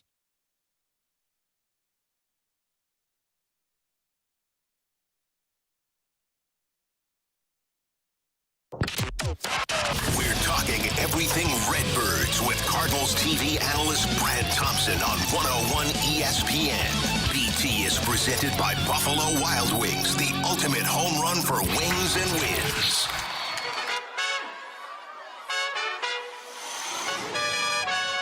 Alongside Alex Ferrario, I'm Brandon Kiley. Big news, Alex. Yeah, according to TMZ, T-Swift and Travis Kelce are expected to get married on July 3rd in the middle of Manhattan. Oh my I know gosh. you've been waiting with bated breath. Middle? Oh, I hope it's in Times Square. Well, it could be Madison Square Garden, according to TMZ, but they're not ruling out Central Park or Rockefeller Center or Radio City Music Hall. So plenty of options. The list goes on. Every spot that's available. I just wonder if those places will have availability for them, you know? Just never know. All right, Brad Thompson joining us now. I know he was waiting for that news Pins as and well needles. via the Callier and Thompson hotline. BT, what's good, man? Well, let's not bury the lead, okay? Certainly we'll talk about Cardinals if you want to, but if T-Swift and Kelce are getting married, we got to dig in a little bit more. So, New York wedding, what do you think the budget is for a wedding for those two? Power couple, July 3rd, I believe, is a Friday night in New York. What do you think that's looking like? Let's set an over-under, okay? I'm a Vegas guy. Over-under for the wedding. I'm going to set it at $7.5 million. Over-under. I would have to imagine over. Oh, see, I was thinking under. Dude, if it's Madison Square Garden that you're booking out on a Friday night in the middle of early July, that alone, I have to imagine, is around the price that BT just mentioned there. Taylor and Travis seem like penny pinchers, and it you feels think like so? They'll Taylor has a private jet. They'll find like reusable items for their like tables and things like that. Like I'm thinking around like we have a very different 2.6 perspective mil on this. Yeah, BT, like they're money smart, and they're going to make sure that this is financially sound with what they're trying to accomplish. No, they're money smart because she prints it. Like that's the money smart part of it. Yeah, so that will be the what do you think the color who's who. scheme is, BT? Red and You know yellow? what? It's too hard to say. Definitely some Chiefs red is going to be in there. I don't know what her favorite color is. I don't know. She seems very blue to me. Nice. Very, very sad. Very patriotic wedding, perhaps. Hit red, white, and blue on the 3rd of July. See, you could find a lot of cheaper red, white, and blue stuff to use for your wedding. BT, we've got a lot to get to with the Cardinals this week. Around. No. We'll stick with this. All right. The What do you want to talk centerpiece about? on the Fine, tables BK. will be red, white, Fine. and white, blue flags. There you go. Right. Lars Let's go Nootbaar's your back direction. tonight, BT. What is he going to add to this lineup? So, excuse me. The hard part is to know exactly how he's feeling time-wise, all the reps, all that good stuff. Like, that's an interesting one. But what he brings is on-base ability. What he brings is a guy that has some pop in the lineup. He brings a veteran, if you will, presence to a young team. He brings an energy with him. So to be able to get Newt back, I think, is a huge boost. Now, I don't expect him, and I hope I'm wrong, I don't expect him to come in game one back after missing as much time as he had and go 4 for 4 with 2 doubles and a homer. Write that down, though, if he goes 4 for 4, 2 doubles and a homer, that I was, in fact, expecting that. But what he brings is a compliment to the lineup. And I think that what he probably brings, and I'm not privy to the information of exactly where they're going to put him. This is a guy that we've seen hit near the top of the lineup, but I would say that JJ's got a stranglehold on the leadoff spot. I think that Herrera, Burleson, and Walker look pretty good 2, 3, 4. I can see him batting 5th as protection behind Jordan, which has been much needed. Look, there's no secret that 5 through 9 in this order for the Cardinals has struggled. So this adds a little bit of length to the lineup, so certainly excited to get him back. How much can that benefit guys like Mason Wynn and Nolan Gorman, BT, to bring back a Lars Nootbaar and maybe slide them down a little bit in the batting order? Man, yeah, I don't know, right? Like, there is the idea of, it takes pressure off. But I think that pressure is a very, like, person-to-person thing. Like, just because sometimes, like, going from 6th to 7th doesn't feel like less pressure. It kind of feels like more pressure. It's like 7 to 8, 8 to 9, 9 to off the roster. My God, it's coming fast. So I don't know if it takes the pressure off, but what it does do is provide just more layers of offense, you hope. And maybe in the fact that, because like the biggest difference from the beginning of the year to where the Cardinals are right now is probably the bottom of the order, right? They were scoring around 5 runs per game. Well, Vic was getting on base. Pedro was actually hitting the ball pretty well early on. There were some things offensively that were churning for the Cardinals at the bottom of the order. Right now, that hasn't been the case. So hopefully it does, right? But the pressure itself is kind of to a man. Like, can you just go in there? Can you put in the work? And can you forget about the results to this point and just focus on the task at hand? Like that's kind of where the pressure comes in, but it certainly adds a little length to this lineup. All right, BT, I do want to pass something along that T-Bone presented to us the other day.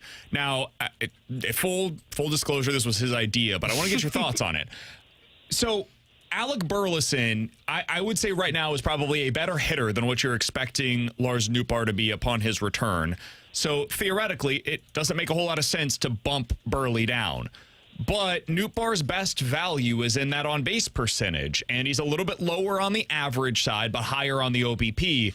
Do you think it could make some sense, maybe it's not tonight, but eventually, to have Noot 3, Walker 4, Burleson 5, so that way, as you're getting Nootbaar on, you have that contact there from both Jordan Walker, who's got the high average this season, and Alec Burleson, so you can drive those guys in. Yeah, look, I understand where this is coming from. And this is from T-Bone? Originally, yes. He convinced me that I think it makes a little bit of sense. Okay, and it does. And by the way, do you have any segments for T-Bone? Does he have his own segment for like hot takes or anything? We should have something else, though. It's typically terrible, though, BT. Not to call him out when he's not here, but it's bad. T-Bone's terrible takes. T-Bone 3 is pretty good. I would think, like maybe if it's a hot take one and something he would do, I would think like Boner Move could be one. But either, you guys think about it, write it down, see who you can get sponsored. I got a few ideas for that one. But I understand. Blue Chew would be a great sponsor for it. Unlock your inner champion today. Every day you have one. You have a move from T-Bone. No, I get it. And like you've seen him, we just talked about it. Like the top of the order, that he has been a fit there in the past because he's got a crazy good eye. He does get on base and has some sneaky pop. I don't see that early for Newt. Could it evolve into that? Potentially.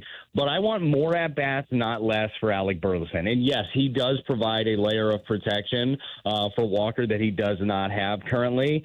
But I'm not seeing it right away. Could it evolve into that? Yes. And logistically, if Newt is doing those things when he comes back, if he's getting on base at a crazy high clip, then maybe you look at tweaking that. And I'm sure that Oli would be totally happy to be able to move pieces around a little bit, but I don't see it right off the bat. But I understand where the Boner Move is coming from. Sponsored by Blue Chew. BT's putting out the right Victory Men's Health. No, Unlock you already have yours. today. This is for T-Bone right now. This is for T-Bone. Speaking of, we're talking about pressure here, BT, with Nootbaar coming back and for some of those other guys. We also just talked about Nathan Church getting the start in center field yesterday for Memphis. Does the clock start to tick a little bit on Victor Scott with Nathan Church starting that rehab in terms of those opportunities in center field when Church is healthy? Yeah, I think the clock ticks on anybody that's an outfielder. Church has proven he's as good of an outfielder as anybody out there. I think he is, he's back-to-back defensive outfielder of the year for the organization. I think he can go get it in center field as well as Vic can.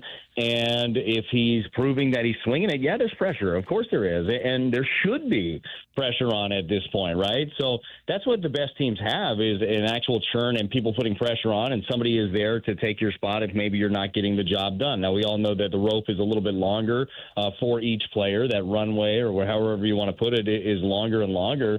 But, yeah, there's some real decisions to be made when Church comes back, and I'd have to believe that Vic is feeling that.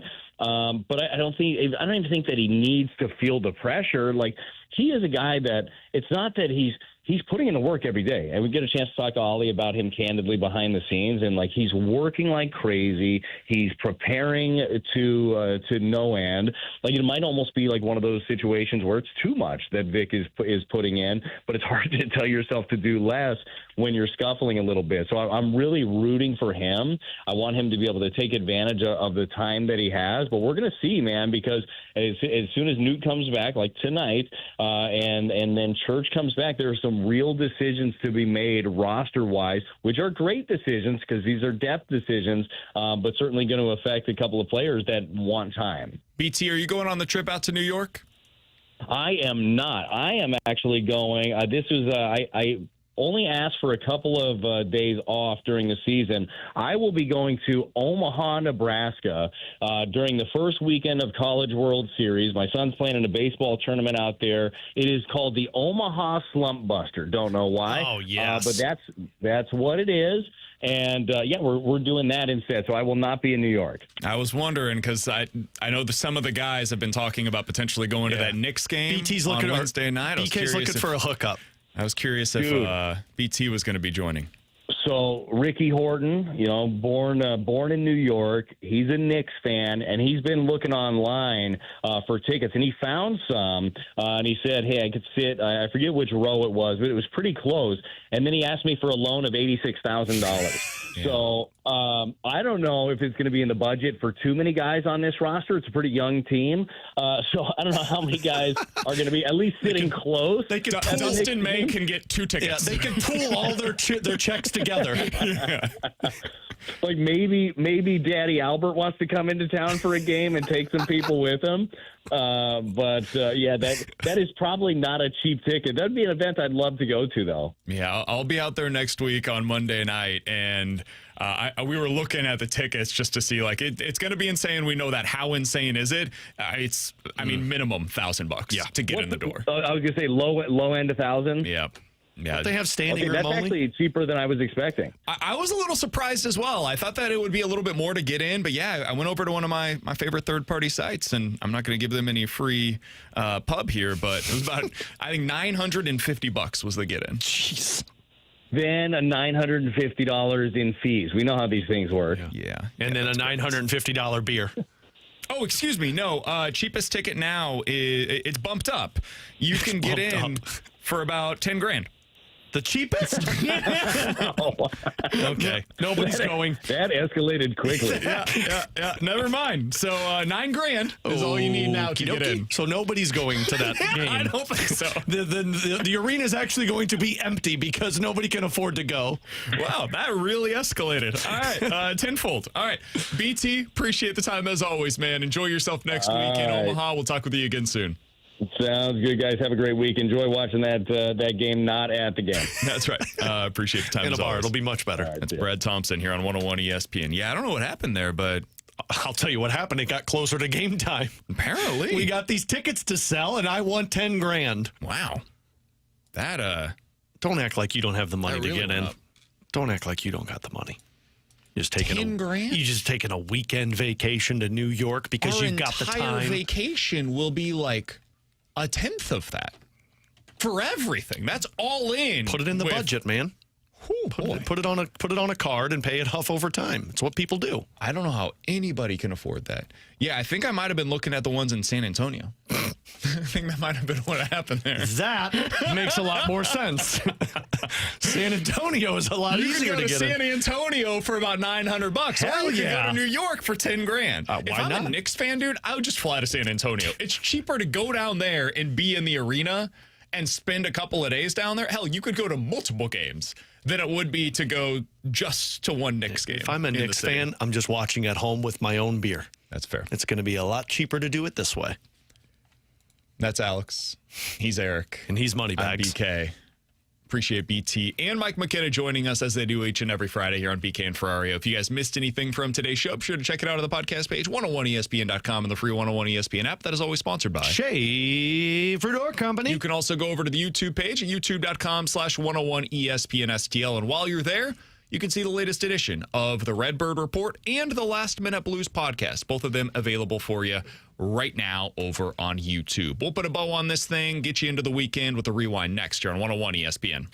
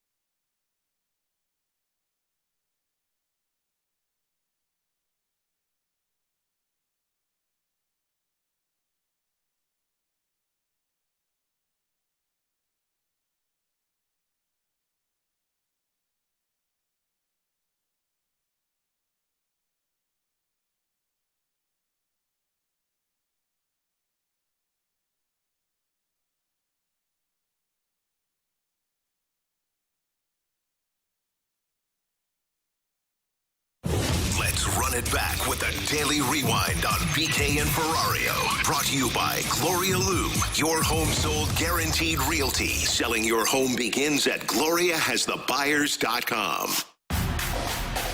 No news yet from the Cardinals, but we're expecting an announcement at some point in the next, I would say, hour or so, that Lars Nootbaar is expected to be activated tonight ahead of the series against the Cincinnati Reds. I'm guessing they will send down Thomas Saggese, and my prediction is that Lars Nootbaar will be batting fifth in left field tonight. What is your official prediction? I'm going to flip it. I'm going to say my prediction is Brian Torres. He's the one that goes down, that keeps Saggese up here until Urias is ready to go, and I'm with you on Lars Nootbaar hitting fifth tonight. I think that's where he slots in. I think we're both on the same page there. Kiley on the bump today. Libby tomorrow. McGreevy on Sunday. They will be going up against Brady Singer tonight. Lodolo tomorrow. No yet announced starter on Sunday for Cincinnati. They're in a rough spot right now. Their bullpen's been atrocious lately. They do not have Ellie De La Cruz. This is an opportunity for the Cardinals to put some distance between themselves and the Cincinnati Reds. Alex, I think they win at least 2 out of 3, and I'll go ahead and call it. I think they sweep the Cincinnati Reds this weekend. I think this is a really good time to be able to get this Reds team. Yeah, I'm with you on the sweep. I think with no Ellie De La Cruz, you really lose the backbone of the offense, which is how you hope to win. This pitching, they got one of the 5th worst ERAs in Major League Baseball. I think the Cardinals beat up on them, and Lars Nootbaar brings the energy back. So, yeah, I say they win all 3 of them. Yeah, I think they're able to get this thing done. Looking forward to hearing you and T-Bone early next week together. You're out spending Eric, $10K. You in with the guys next week? Nope, Eric what is the not. hell, I'm guessing Eric? it's going to be Bradford then, who is in with T-Bone and Alex. They'll have you taken care of on Monday, Tuesday, and Wednesday. I'll be back next Thursday. I'll be out on Thursday. Probably not. For Alex and for Eric, I'm BK. Enjoy your weekend. The Fast Lane's coming up next here on 101 ESPN.